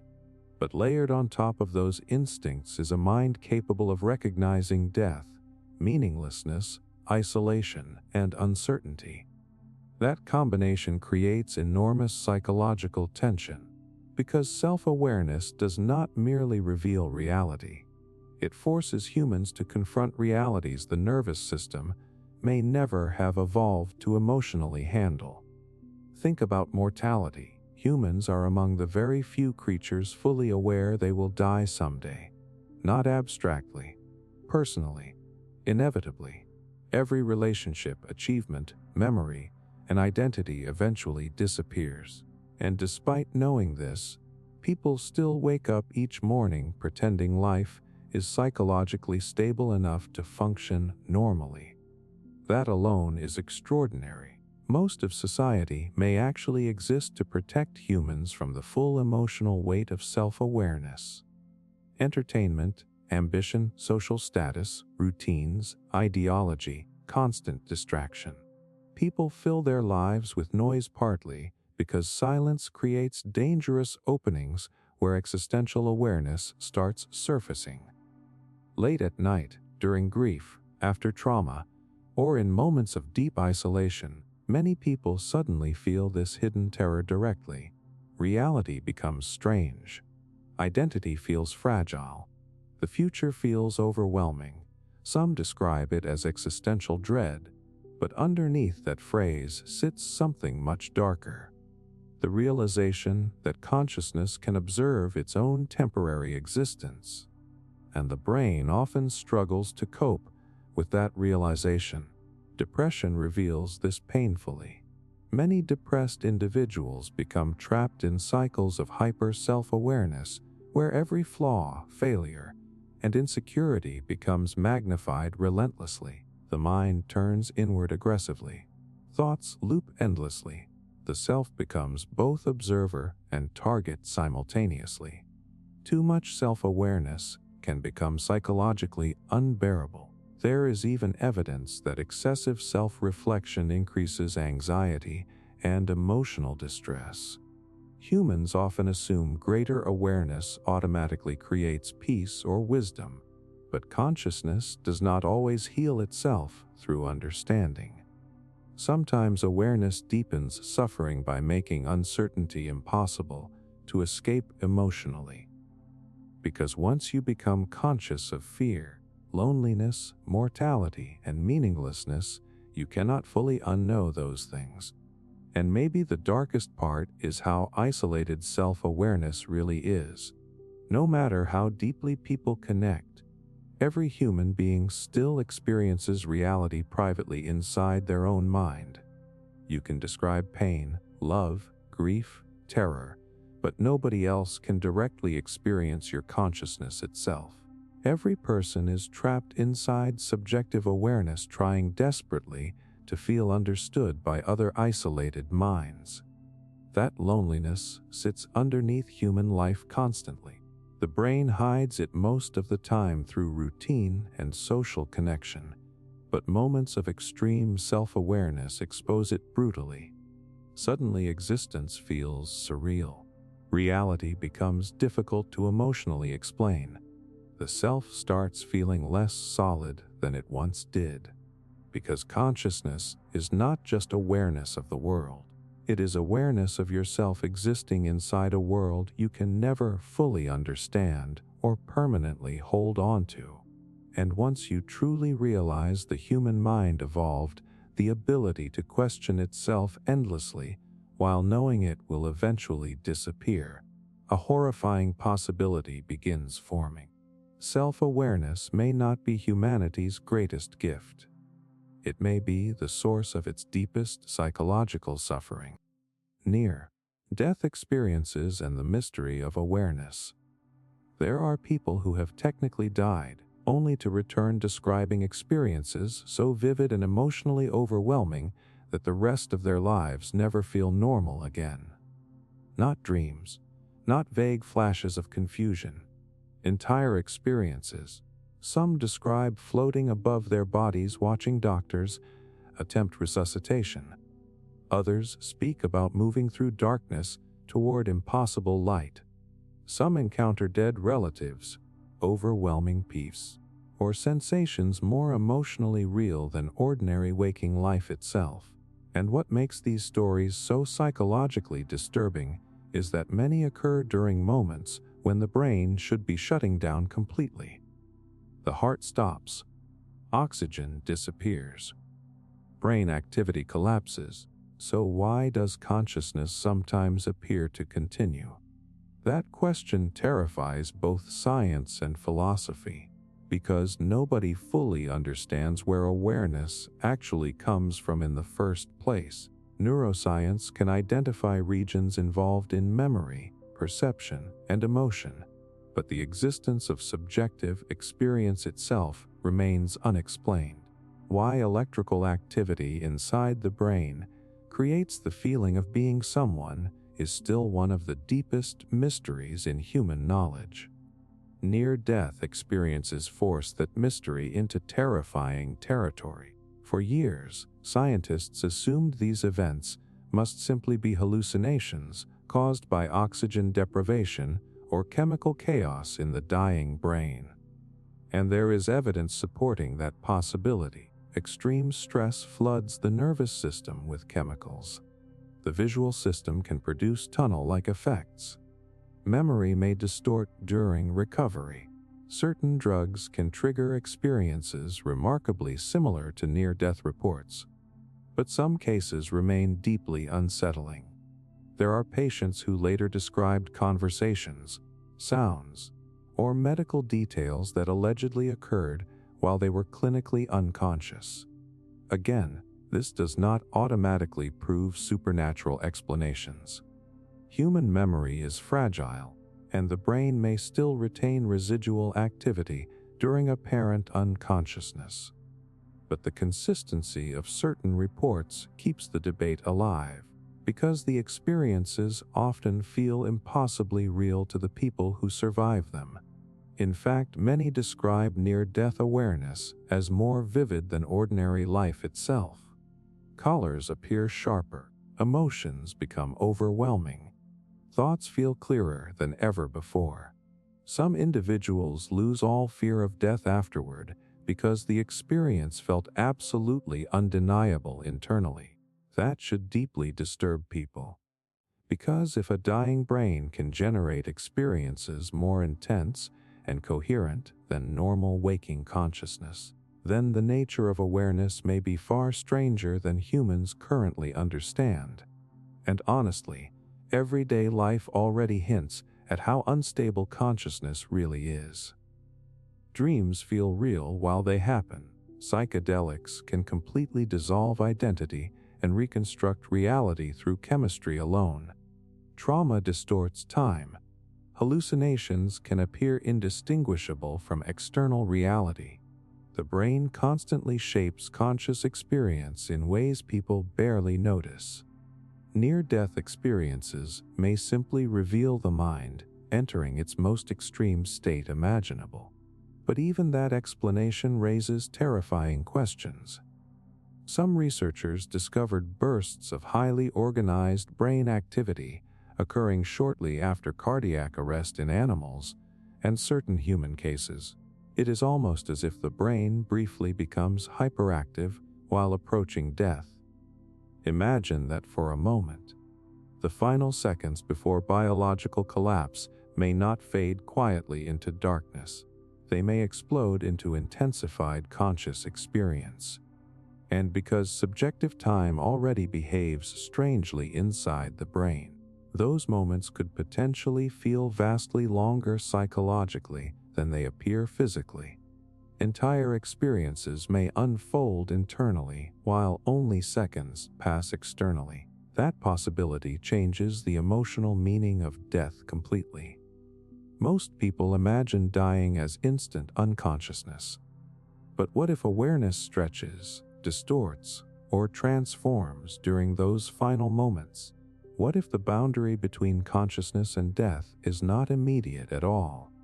Nobody truly knows. And maybe the most psychologically unsettling part is how similar near-death reports often sound across cultures and backgrounds.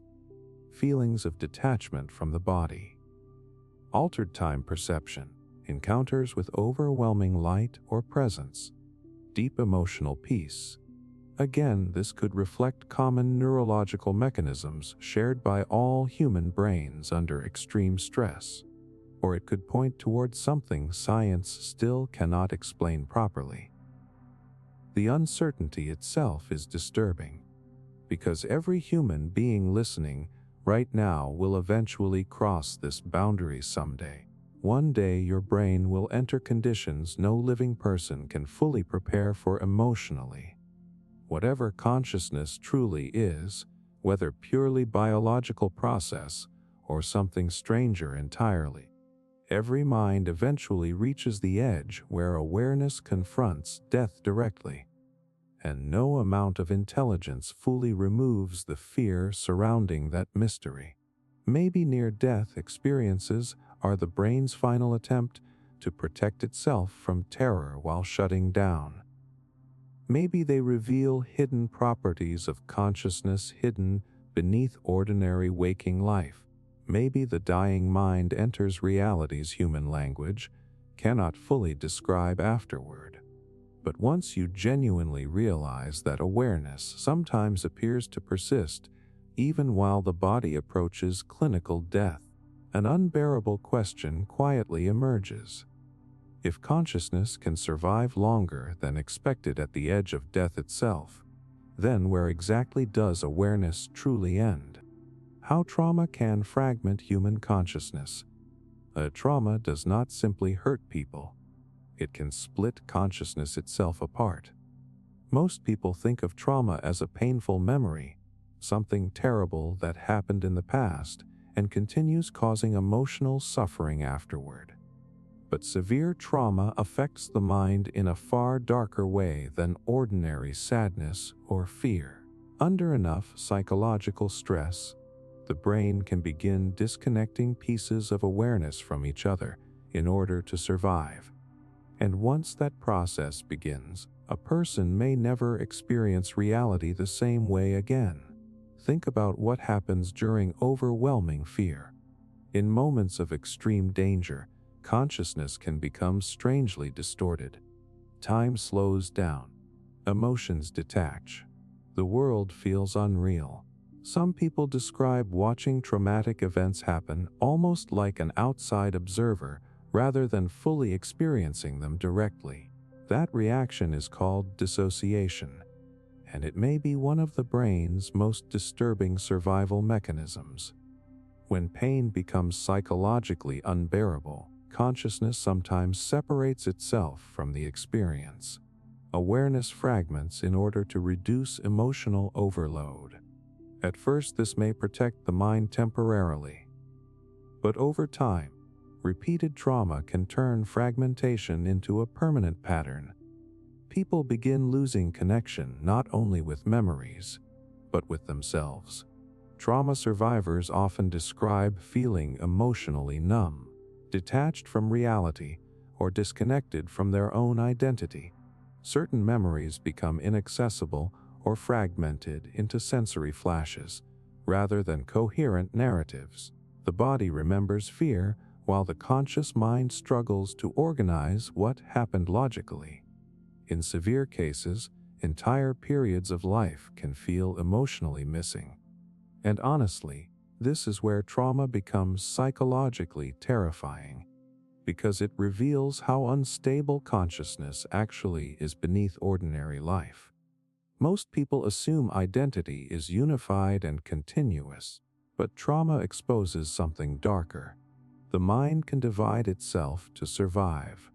One of the clearest examples appears in dissociative identity disorder, where individuals develop distinct personality states often connected to overwhelming childhood trauma. Scientists still debate aspects of the condition, but one fact remains deeply unsettling. The human brain is capable of separating memory, emotion, and identity in ways that feel almost impossible from the outside. Different states of consciousness can emerge within the same person. Some patients shift accents, emotional patterns, physical posture, even physiological responses between identity states. Brain imaging studies have shown measurable neurological differences during these shifts. Whether every explanation surrounding the disorder is fully understood or not, the existence of such fragmentation reveals how deeply trauma can reshape awareness itself, and fragments of this happen far more commonly than people realize. Many trauma survivors feel disconnected from their emotions. Others experience derealization where the world suddenly feels dreamlike and artificial.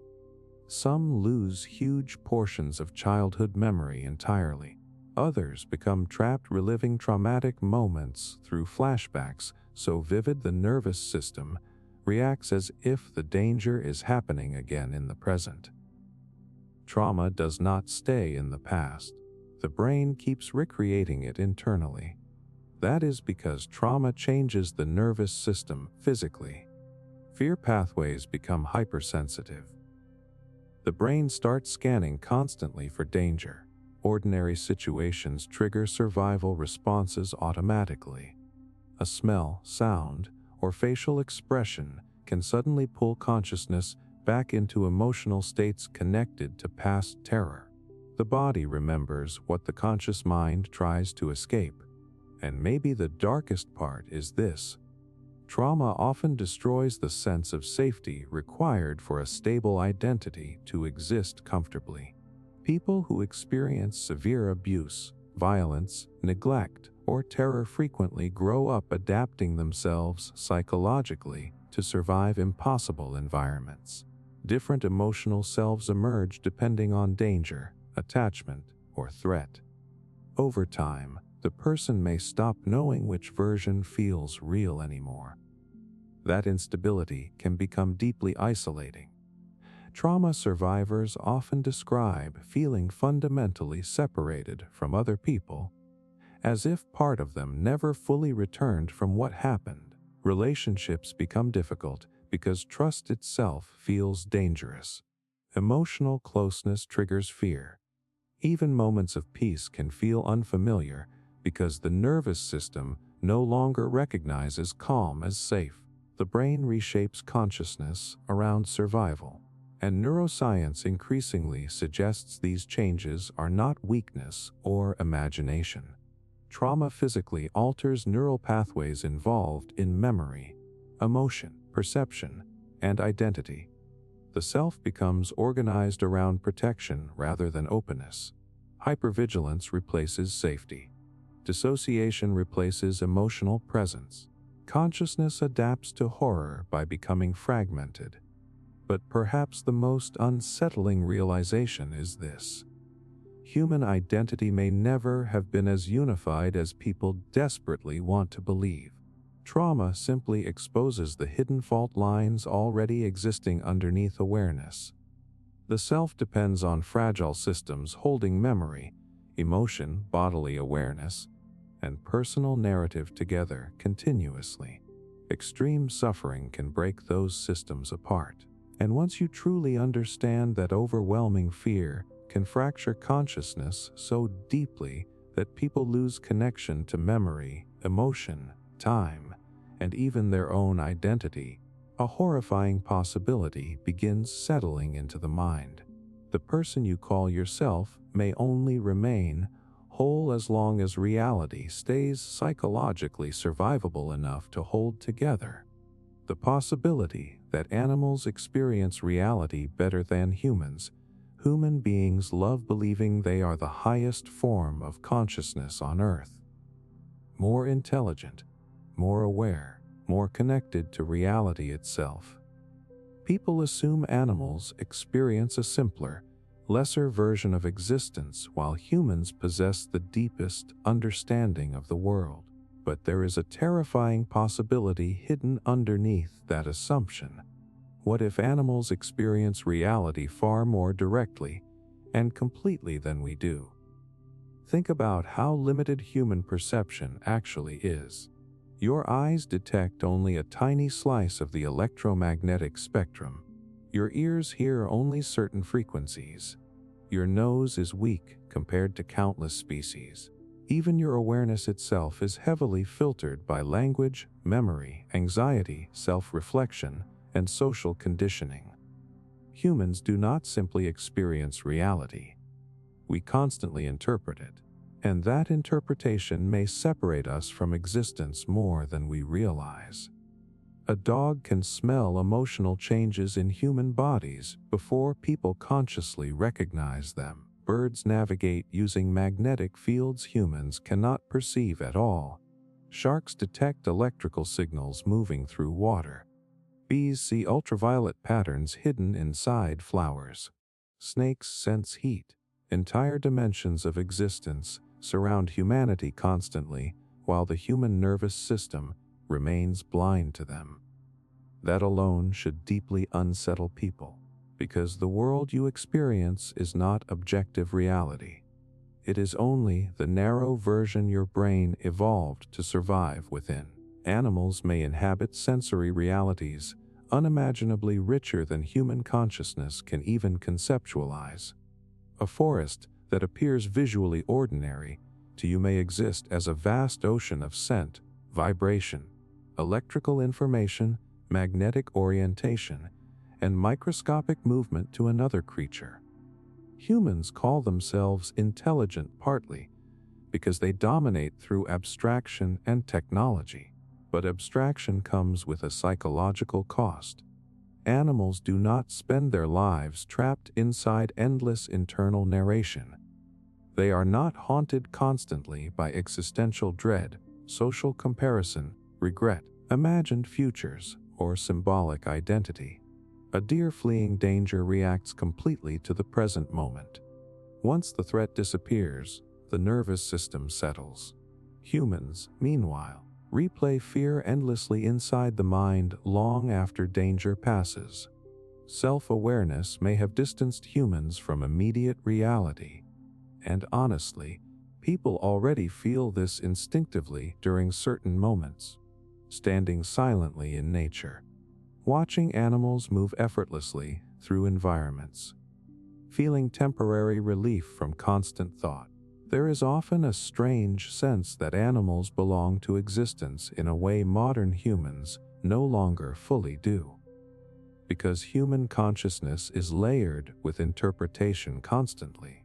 Language categorizes experience before you fully feel it. Social conditioning shapes emotional reactions automatically. Memory distorts perception. Anxiety projects imagined futures onto the present. The mind rarely encounters raw existence without filtering it through thought. Animals may experience less conceptual understanding, but far greater immediacy. That possibility becomes psychologically disturbing once you realize human intelligence may not necessarily equal superior consciousness. Greater cognitive complexity creates suffering too. Humans understand mortality. We anticipate loss. We question meaning. We experience shame, existential terror, and emotional alienation. Entire psychological disorders emerge partly because consciousness became too self-aware. Meanwhile, many animals remain deeply connected to sensory presence. Now, this does not mean animals live in mystical enlightenment. They still experience fear, pain, hunger, and survival stress. Nature itself can be brutal, but animals may avoid one uniquely human curse: the inability to stop mentally separating themselves from life through constant symbolic thought. Neuroscience increasingly suggests perception itself is heavily predictive. The human brain constantly constructs models of reality rather than directly experiencing the world raw. You do not merely observe existence. Your nervous system filters and interprets sensory information according to memory, expectation, and survival needs. Consciousness behaves more like controlled hallucination than objective awareness, and perhaps animals, with less abstract self-narration interfering constantly, experience something closer to direct immersion in reality itself. Even time may feel radically different for them. Humans psychologically live in remembered pasts and imagined futures most of the day. Animals appear more grounded in immediate sensory experience. The present moment dominates awareness more completely. That may sound peaceful, but it is also profoundly alien, because humans can barely imagine consciousness without constant mental narration. Most people are so trapped inside thought that silence itself becomes uncomfortable. Yet many animals navigate existence without symbolic language or obsessive self-reflection while still displaying emotion, intelligence, relationships, grief, and social connection. Their reality may not be smaller than ours, only different. And maybe that is what truly disturbs people. The possibility that human consciousness is not the peak of awareness, but one strange evolutionary path filled with both extraordinary intelligence and immense psychological suffering. Humans gained the ability to analyze reality endlessly, but perhaps lost the ability to fully inhabit it naturally in the process. Animals may never write philosophy or build civilizations, but they also may never experience existential despair while staring into the darkness, questioning whether life itself has meaning. And once you genuinely consider that other creatures may perceive richer sensory worlds while remaining more psychologically connected to immediate existence than humans are, a deeply unsettling thought begins forming. The species that believes it understands reality best may actually be the one most disconnected from experiencing it directly at all. The loneliness of never truly knowing another mind. Every human relationship is built on an act of faith, not trust in behavior, not trust in words. Something much deeper. You spend your entire life surrounded by people whose consciousness you will never directly experience even once. Think about how terrifying that actually is. Right now, there are billions of minds existing around you, each one containing private fears, memories, emotions, thoughts, and perceptions completely inaccessible to anyone else. No matter how close you become to another person, no matter how deeply you love them, you can never step fully inside their awareness and experience reality exactly as they do. You can only guess, and yet human beings spend their lives desperately trying to bridge that impossible distance. Every conversation is an attempt to translate consciousness into symbols. Words, facial expressions, touch, tone, silence. People constantly send fragments of their inner world outward, hoping someone else understands what they mean emotionally. But language is painfully limited. Even your deepest feelings become distorted the moment you try turning them into speech. You have probably already experienced this countless times.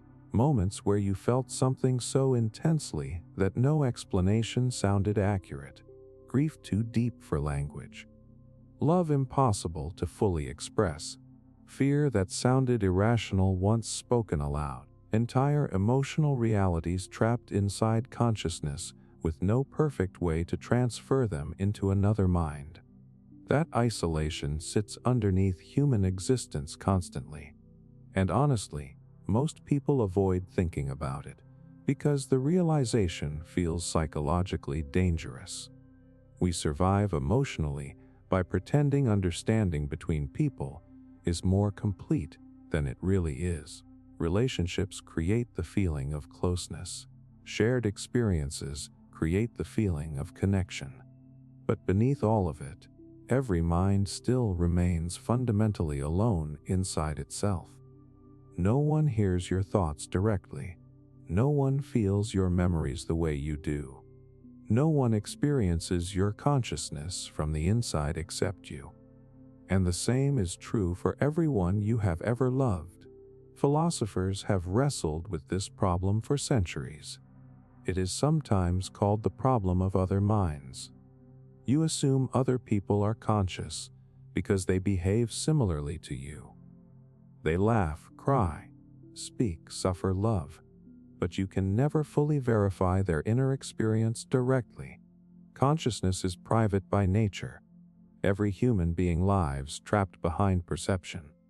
Now logically, most people accept this without panic because social reality functions well enough. But emotionally, the implications become disturbing once you really sit with them. Think about how often people misunderstand each other despite years together. Families misinterpret intentions. Lovers fail to communicate emotional pain. Friends drift apart while secretly carrying completely different internal experiences. Entire lives unfold inside people silently, while the outside world sees only fragments. And maybe that is why loneliness can feel existential rather than merely social. Sometimes people feel isolated even while surrounded by others, because physical proximity cannot fully erase the separation built into consciousness itself. You can hug someone, sleep beside them, spend decades together, and still never fully know what existence feels like inside their mind. There will always be a hidden distance. Technology has strangely intensified this problem rather than solving it. Social media creates endless performance of identity while often making genuine understanding feel even thinner. People carefully curate personalities outwardly while internally feeling more disconnected than ever. The modern world floods humans with communication yet leaves many emotionally starving for real connection. Because information is not the same as shared consciousness, and neuroscience only deepens the mystery. Every brain constructs reality differently through memory, biology, emotion, trauma, and perception. Even color itself may not look identical between minds. Your experience of sadness, beauty, fear, or love could differ fundamentally from someone else's, while both of you still use the same words to describe it. Human beings may never experience reality in truly identical ways at all. That realization becomes psychologically overwhelming during grief. When someone dies, an entire private universe disappears forever. Every memory they never shared, every thought they never spoke aloud, every feeling hidden inside their awareness vanishes permanently beyond reach. Death does not only remove a body from the world, it erases a unique conscious reality no one else could ever fully access. And maybe that is why people crave intimacy so desperately. Deep down, humans sense the unbearable isolation built into consciousness and spend their lives trying to escape it temporarily. Love becomes the attempt to feel seen. Friendship becomes the attempt to feel understood. Art, music, storytelling, all of it becomes humanity reaching outward from private awareness, hoping another mind feels the same thing. Sometimes connection happens briefly. A glance, a conversation, a moment where someone understands you so precisely it feels almost supernatural. Those moments become emotionally unforgettable because they temporarily weaken the loneliness hidden underneath conscious existence. But the separation never disappears completely. And once you truly understand that every human being lives and dies trapped inside a private universe of thoughts and perceptions no one else can ever fully enter, a deeply unsettling realization quietly emerges. The closest any person may ever come to another mind is simply standing outside it, listening through the walls. Sensory deprivation and the collapse of reality. Most people believe reality feels stable because the external world itself is stable. But that is not actually true. Reality feels stable because your brain is constantly receiving sensory input that keeps consciousness anchored and organized. Sound, light, touch, movement, temperature, social interaction. These signals continuously reassure the nervous system that the world exists in a coherent and predictable way. Remove enough of that input, and something terrifying begins happening. The mind starts collapsing inward on itself. Sensory deprivation experiments revealed this in deeply disturbing ways. Researchers placed volunteers in silent rooms, dark tanks, or isolated environments with minimal sensory stimulation. At first, people usually felt relaxed, calm, detached from ordinary stress. But as hours passed, reality itself began changing psychologically. Thoughts became unstable, time distorted. Hallucinations appeared. Some participants heard voices. Others saw shapes moving through darkness.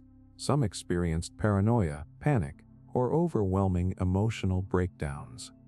And the most unsettling part is that these reactions often happened in psychologically healthy people with no history of mental illness. The brain simply could not tolerate prolonged absence of sensory grounding. Think about what that implies for a second. Human consciousness may not naturally produce stable reality on its own. It depends heavily on constant interaction with external stimulation to maintain coherence. Without enough input, the mind begins generating its own reality internally. And honestly, fragments of this already happen every day. Silence changes people psychologically. Isolation alters thought patterns. Loneliness distorts emotional perception. People left alone too long often begin spiraling inward mentally because consciousness becomes trapped without enough external reference points to stabilize itself. The human mind was never designed to exist completely alone with itself for extended periods. One of the strangest effects of sensory deprivation is how quickly time loses structure. Minutes feel endless. Thoughts loop repetitively. Without environmental changes helping the brain track sequence and duration, consciousness struggles to maintain normal temporal flow. People report feeling detached from ordinary reality entirely, almost as if existence itself becomes dreamlike. That dreamlike sensation reveals something deeply unsettling. Your experience of reality depends heavily on sensory feedback, continuously organizing awareness behind the scenes. The brain does not passively observe the world. It actively constructs reality from incoming information. When that information disappears, the construction process becomes unstable. This is why hallucinations emerge so frequently during isolation or deprivation. The brain evolved to detect patterns constantly. In the absence of enough external signals, consciousness begins amplifying internal activity instead. Random neural noise transforms into perceived voices, movements, faces, or sensations. The mind starts manufacturing reality to fill the emptiness, and maybe the darkest part is how emotionally overwhelming this can become. Many people assume being completely alone and undisturbed would feel peaceful, but prolonged deprivation often creates intense anxiety because humans are deeply dependent on stimulation for psychological stability. Without enough sensory input, people begin confronting the raw machinery of consciousness itself. Thoughts become louder. Fears surface more aggressively. Emotional regulation weakens. Some individuals report feeling as though the boundary between themselves and reality starts dissolving. Others experience panic from the unbearable awareness of their own existence, with nothing external distracting them. Because distraction plays a massive role in maintaining normal consciousness.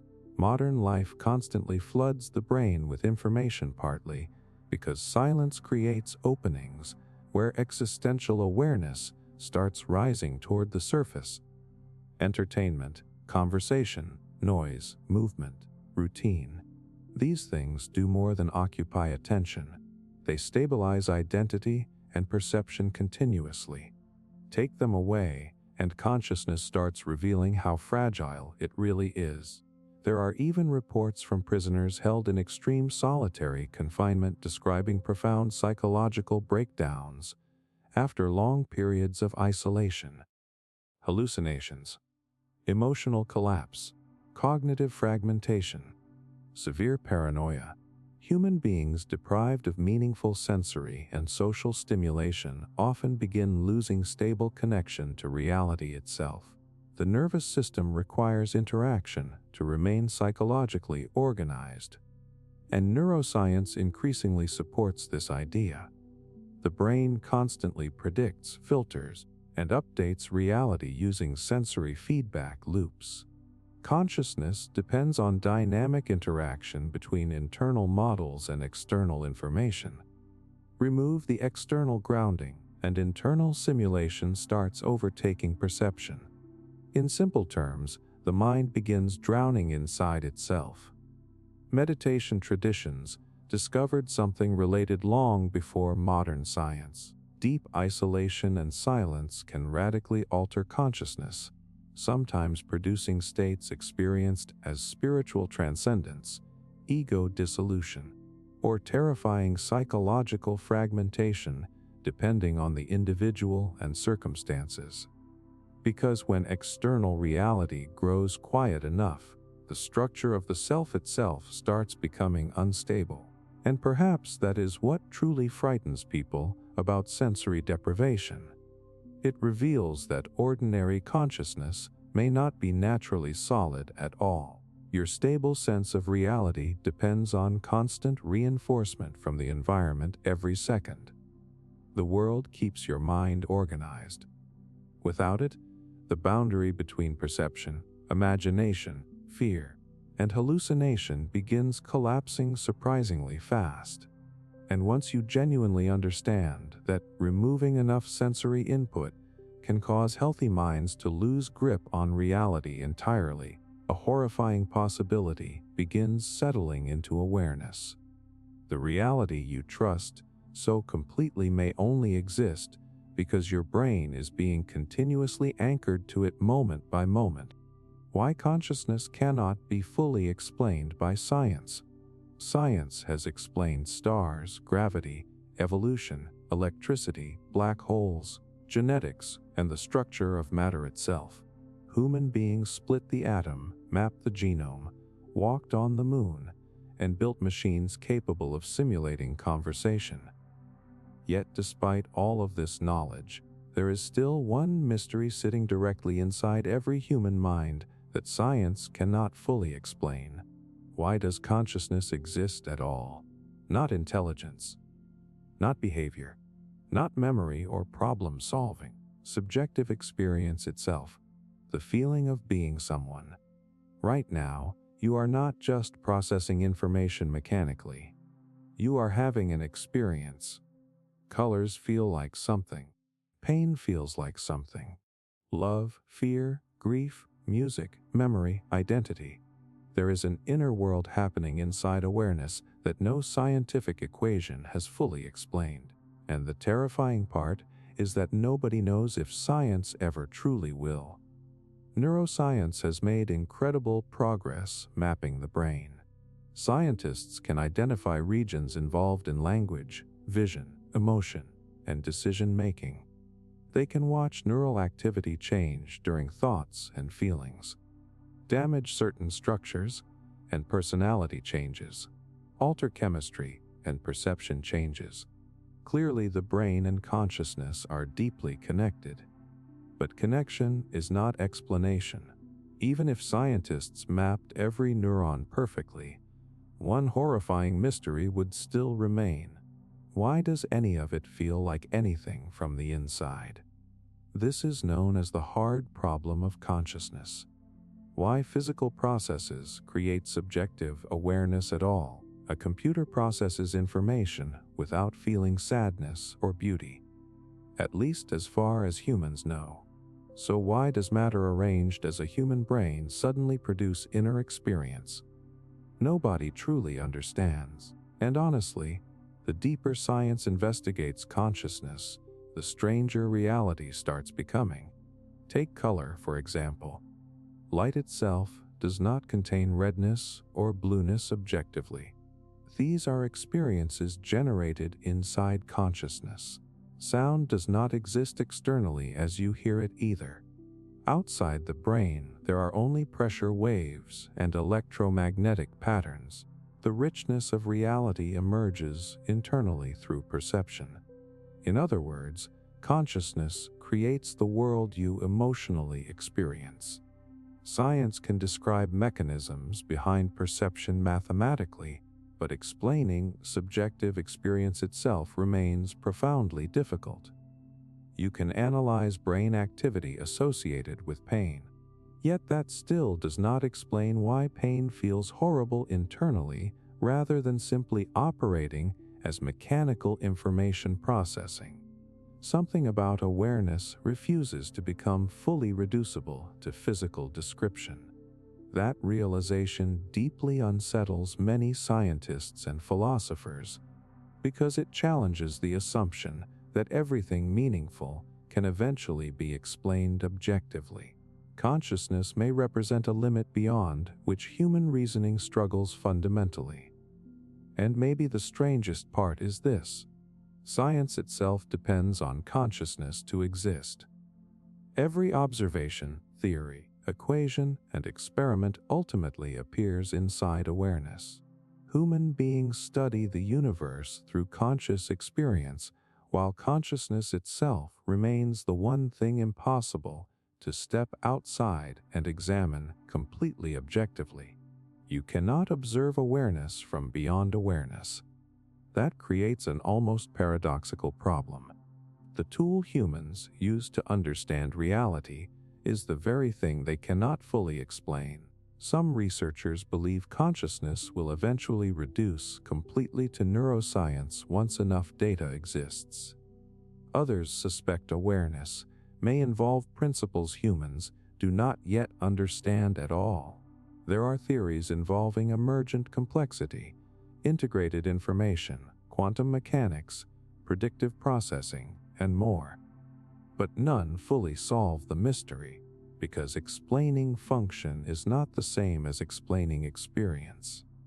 You can describe how a brain processes visual information without explaining why seeing a sunset feels emotionally beautiful. You can identify neural activity during grief without explaining the inner suffering itself. The gap between physical mechanism and subjective experience remains enormous. And honestly, everyday life already hints at how mysterious consciousness truly is. Dreams create entire realities internally. Psychedelics dissolve identity and reconstruct perception through chemistry alone. Trauma fragments awareness. Meditation alters the structure of selfhood. Near-death experiences generate realities more vivid than ordinary life for some individuals. Consciousness behaves far stranger than simple biological machinery should. That does not automatically mean supernatural explanations are correct, but it does reveal how incomplete current understanding still is. Humans often assume science has almost solved reality because technology advanced rapidly, yet the deepest mystery sits inside every waking moment unnoticed: the existence of awareness itself. And maybe that is psychologically disturbing, because people desperately want reality to feel understandable. Humans crave closure. We want existence to reduce cleanly into mechanisms and certainty. But consciousness resists simplification. The closer people examine it, the more unstable and mysterious it becomes. The self dissolves under scrutiny. Perception becomes filtered interpretation. Free will grows questionable. Identity appears constructed. And awareness itself remains unexplained despite being the most intimate fact of human existence. You know, consciousness exists more directly than anything else. Yet nobody can fully explain what it actually is. And once you genuinely realize that science may eventually map every physical structure in the universe, while still failing to explain why subjective experience exists at all, a deeply unsettling possibility quietly emerges. The greatest mystery in existence may not be somewhere out in the cosmos. It may be the fact that anything is experiencing the cosmos in the first place. The evolutionary mistake of human intelligence. A human intelligence may be one of evolution's greatest accidents, not greatest achievements. Accidents. People usually speak about intelligence as if it represents inevitable progress. Humans became smarter, built civilizations, mastered technology, and rose above the rest of nature. But there is another way to look at what happened to the human mind, and it is far more disturbing. What if human consciousness evolved beyond what the nervous system was actually meant to handle? Think about every other animal on Earth. Most creatures exist almost entirely within immediate reality. Hunger, danger, reproduction, movement, rest. Their awareness remains closely tied to survival and the present moment. But humans crossed some strange threshold where consciousness became capable of reflecting endlessly on itself, and that change may have created a psychological catastrophe disguised as intelligence. Human beings are smart enough to recognize mortality, but not wise enough to emotionally cope with it, smart enough to imagine infinite futures, but unable to control fear about those futures, smart enough to reshape the planet while remaining emotionally driven by ancient instincts evolved for survival in small tribes. In many ways, modern intelligence feels profoundly mismatched with the biological systems carrying it. Your nervous system still reacts to social rejection as if exile means death. Your brain floods with anxiety over imagined threats. You crave meaning in a universe that may not provide any inherently. The human mind became powerful enough to question existence itself, while remaining trapped inside emotional machinery built for prehistoric survival. That combination creates enormous suffering, and honestly, most of civilization may simply be humanity trying to manage the psychological consequences of becoming too conscious. Think about it. Depression, existential dread, anxiety disorders, obsessive thinking, identity crisis, chronic loneliness. These are not random glitches disconnected from intelligence.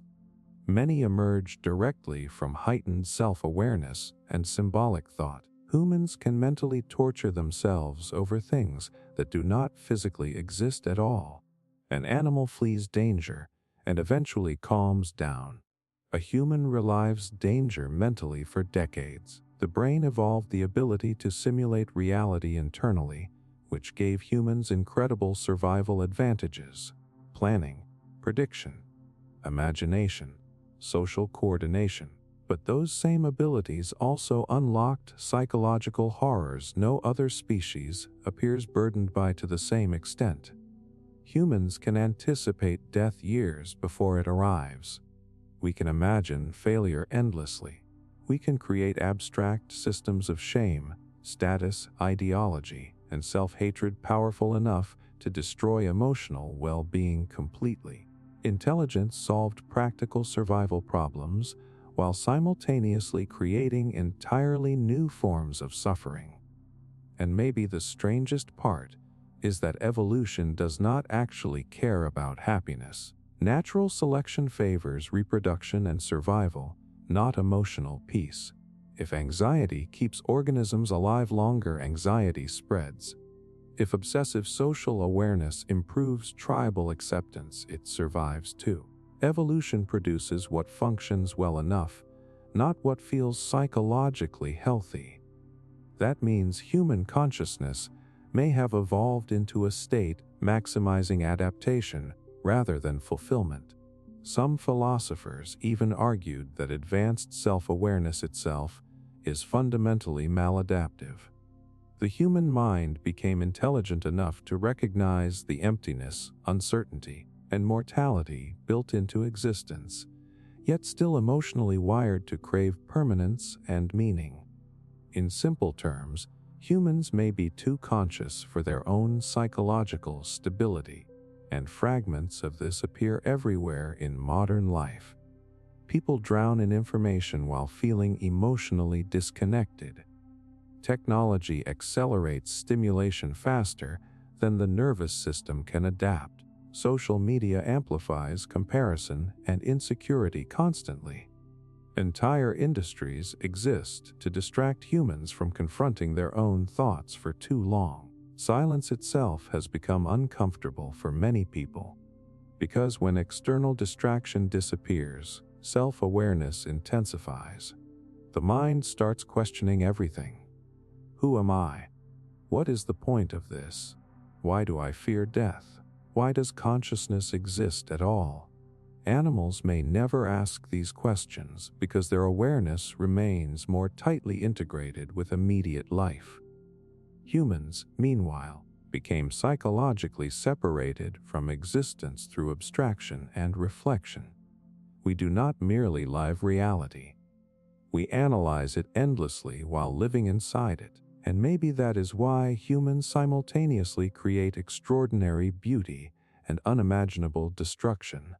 Intelligence gave humanity art, music, philosophy, science, compassion, and technology, but it also created war, existential despair, psychological manipulation, and weapons capable of ending civilization entirely.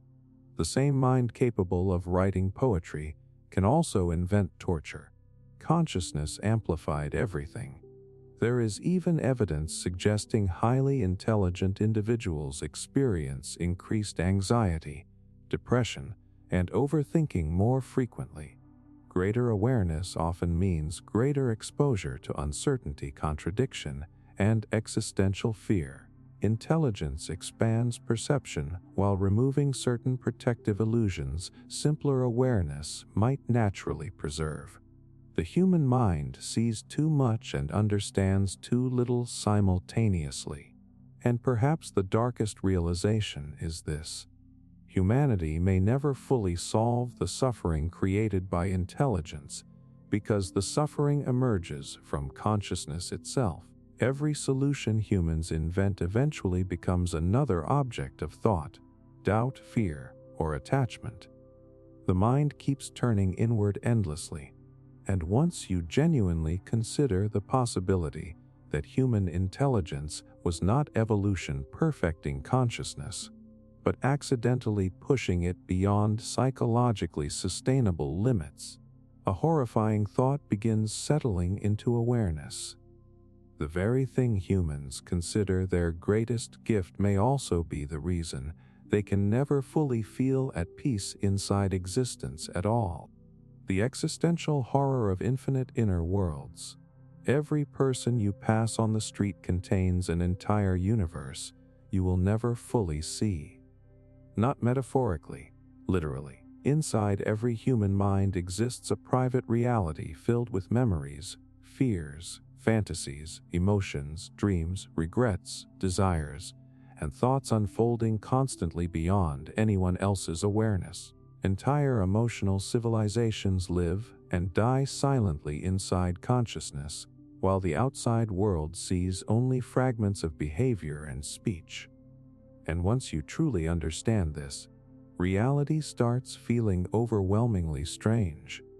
Think about the sheer scale of hidden experience surrounding you right now. Every stranger has memories attached to songs you will never hear, childhood fears you will never know, internal conversations repeating endlessly inside their mind, secret grief, secret love, secret shame, entire narratives shaping the way they experience existence moment by moment. Billions of inner worlds existing simultaneously beside each other without ever fully touching. That realization becomes existentially horrifying once you understand how isolated each consciousness actually is. Human beings can communicate imperfectly through language, art, touch, and expression. But no one can directly experience another person's awareness from the inside.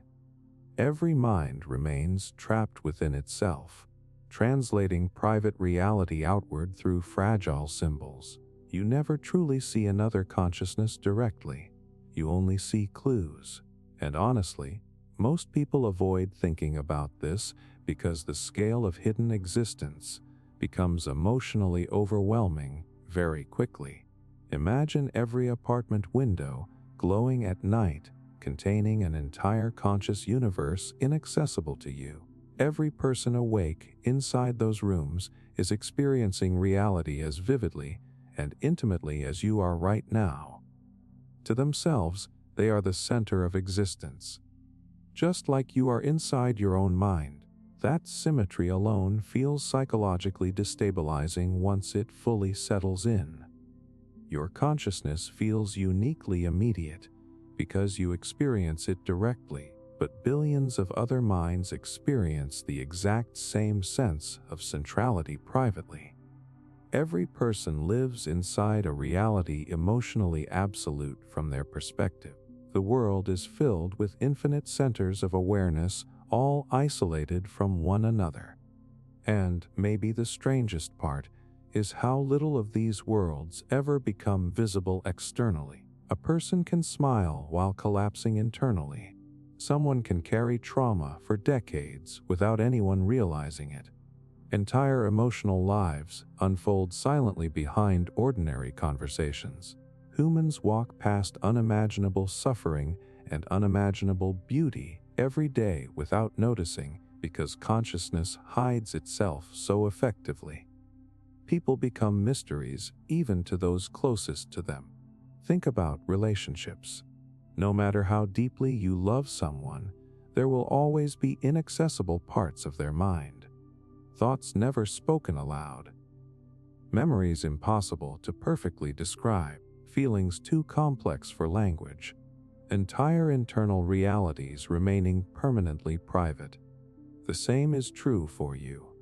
Nobody has ever fully known the complete person existing inside your awareness either. That loneliness sits underneath human existence constantly, and neuroscience only deepens the mystery. Every brain constructs reality differently through memory, biology, emotion, and perception. Even basic experiences like color, pain, beauty, or fear may differ between minds more than people realize. Humans assume shared reality exists because behavior overlaps enough socially, but subjective experience itself remains inaccessible. Consciousness creates billions of separate realities running parallel forever. The internet strangely reveals fragments of this hidden enormity. People anonymously confess fears, desires, and emotional lives they never reveal publicly. Suddenly, ordinary strangers become psychologically vast. Someone you would ignore walking past on the street may secretly carry unbearable grief, extraordinary imagination, or inner worlds richer than entire novels.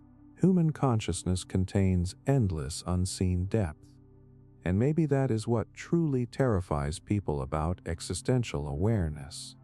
Once you notice the infinite complexity hidden inside other minds, the world stops feeling emotionally manageable. Every human life becomes impossibly large internally. Every death becomes the destruction of an entire private universe no one else could ever fully recover or understand. When someone dies, an entire conscious reality disappears forever. Not just their body, their memories, their perceptions, their emotional meanings, their inner voice, their hidden dreams. An entire universe collapses silently into non-existence while the external world barely comprehends what vanished. And perhaps the darkest part is realizing that your own inner world will disappear the same way someday. Everything you have ever felt, feared, imagined, loved, or remembered exists inside consciousness temporarily before vanishing completely beyond reach. No matter how much you communicate outwardly, most of your reality remains trapped inside private awareness forever. You are carrying an infinite world inside your mind right now that nobody else will ever fully enter. And everyone around you is carrying one too. Billions of isolated universes drifting beside one another through existence, occasionally brushing together through language and connection, but never fully merging, never fully understanding, never escaping the boundaries of consciousness itself. And once you genuinely feel the weight of all those hidden inner worlds existing simultaneously around you every moment, a deeply unsettling realization begins forming. Reality may be far more emotionally vast, lonely, and unknowable than the human mind was ever designed to comprehend. What if human consciousness was never meant to understand itself? There may be a limit built directly into the human mind. Not a temporary limit caused by lack of technology or incomplete science, a permanent one. Human beings assume that with enough intelligence, research, and time, consciousness will eventually explain itself completely. Every mystery in history once seemed impossible until knowledge advanced further. So naturally people believe awareness itself is simply another puzzle waiting to be solved. But what if that assumption is wrong? What if the human brain is fundamentally incapable of fully understanding the thing generating understanding in the first place? Think about how strange consciousness already is. Right now, you are a mind trying to examine itself from within itself. The tool performing the investigation and the object being investigated are the same thing. That creates a deeply unsettling paradox humans rarely stop to appreciate emotionally.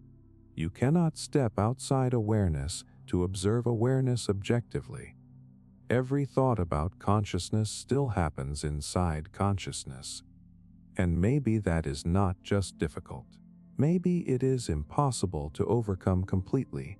Animals cannot understand calculus because their nervous systems lack the cognitive structure required. A dog may live beside a library forever without comprehending written language at all. The limitation is not effort, it is architecture. The brain simply lacks the necessary capacity.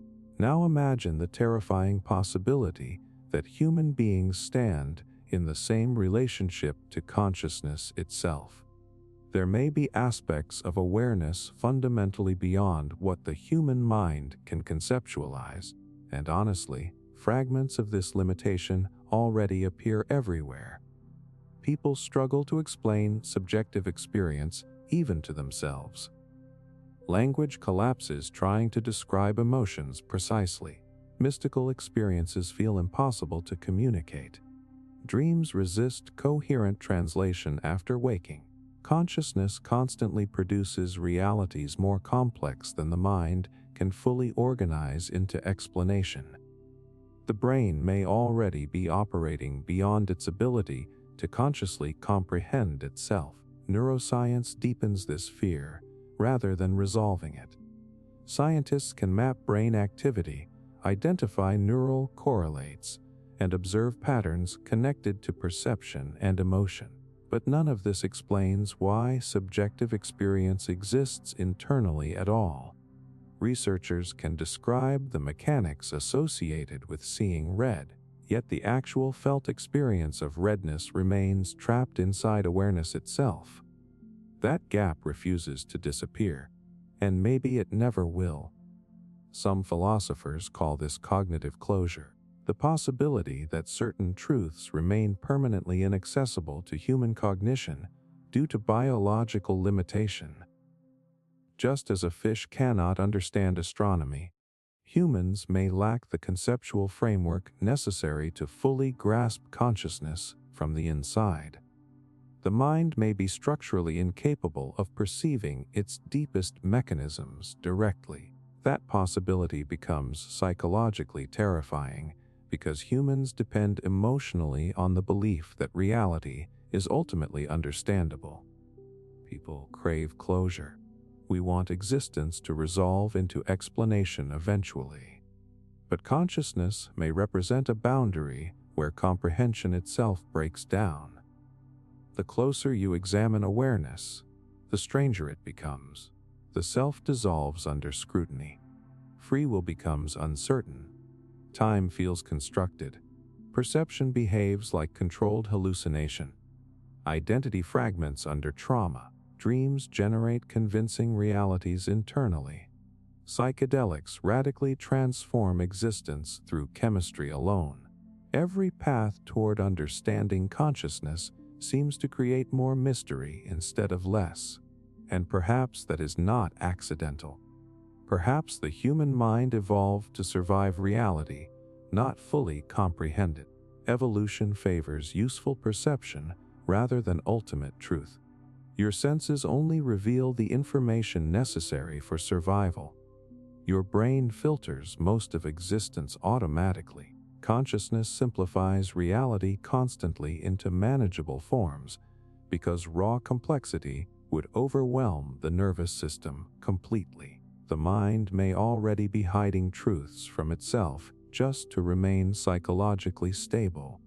That realization becomes deeply disturbing once you notice how often humans instinctively avoid existential awareness. People distract themselves constantly. Entertainment, ambition, ideology, routine. Silence makes many uncomfortable because prolonged self-reflection often destabilizes ordinary perception emotionally. Maybe consciousness was never designed to stare directly at itself for too long. There is also something terrifying about the possibility that understanding itself has limits no intelligence can escape. Humans often imagine consciousness eventually transcending biology through science or artificial intelligence.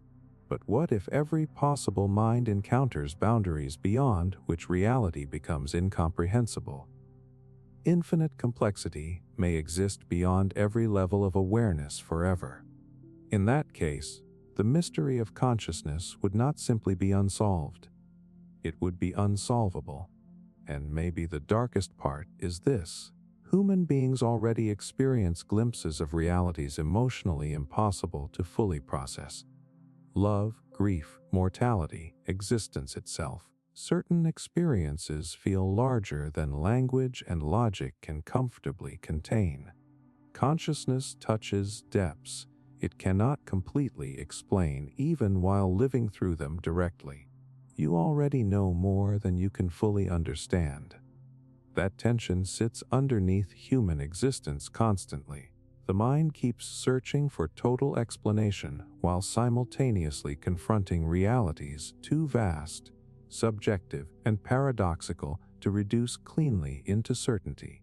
Perhaps awareness can investigate itself endlessly without ever reaching final comprehension, because the act of investigation itself changes the experience continuously. Consciousness may be too close to itself to ever fully see itself clearly. And once you genuinely consider the possibility that the human brain evolved with permanent cognitive limits, preventing it from completely understanding awareness itself, a horrifying realization quietly begins forming. The greatest mystery humans obsess over solving may be the one mystery the human mind was never capable of solving at all.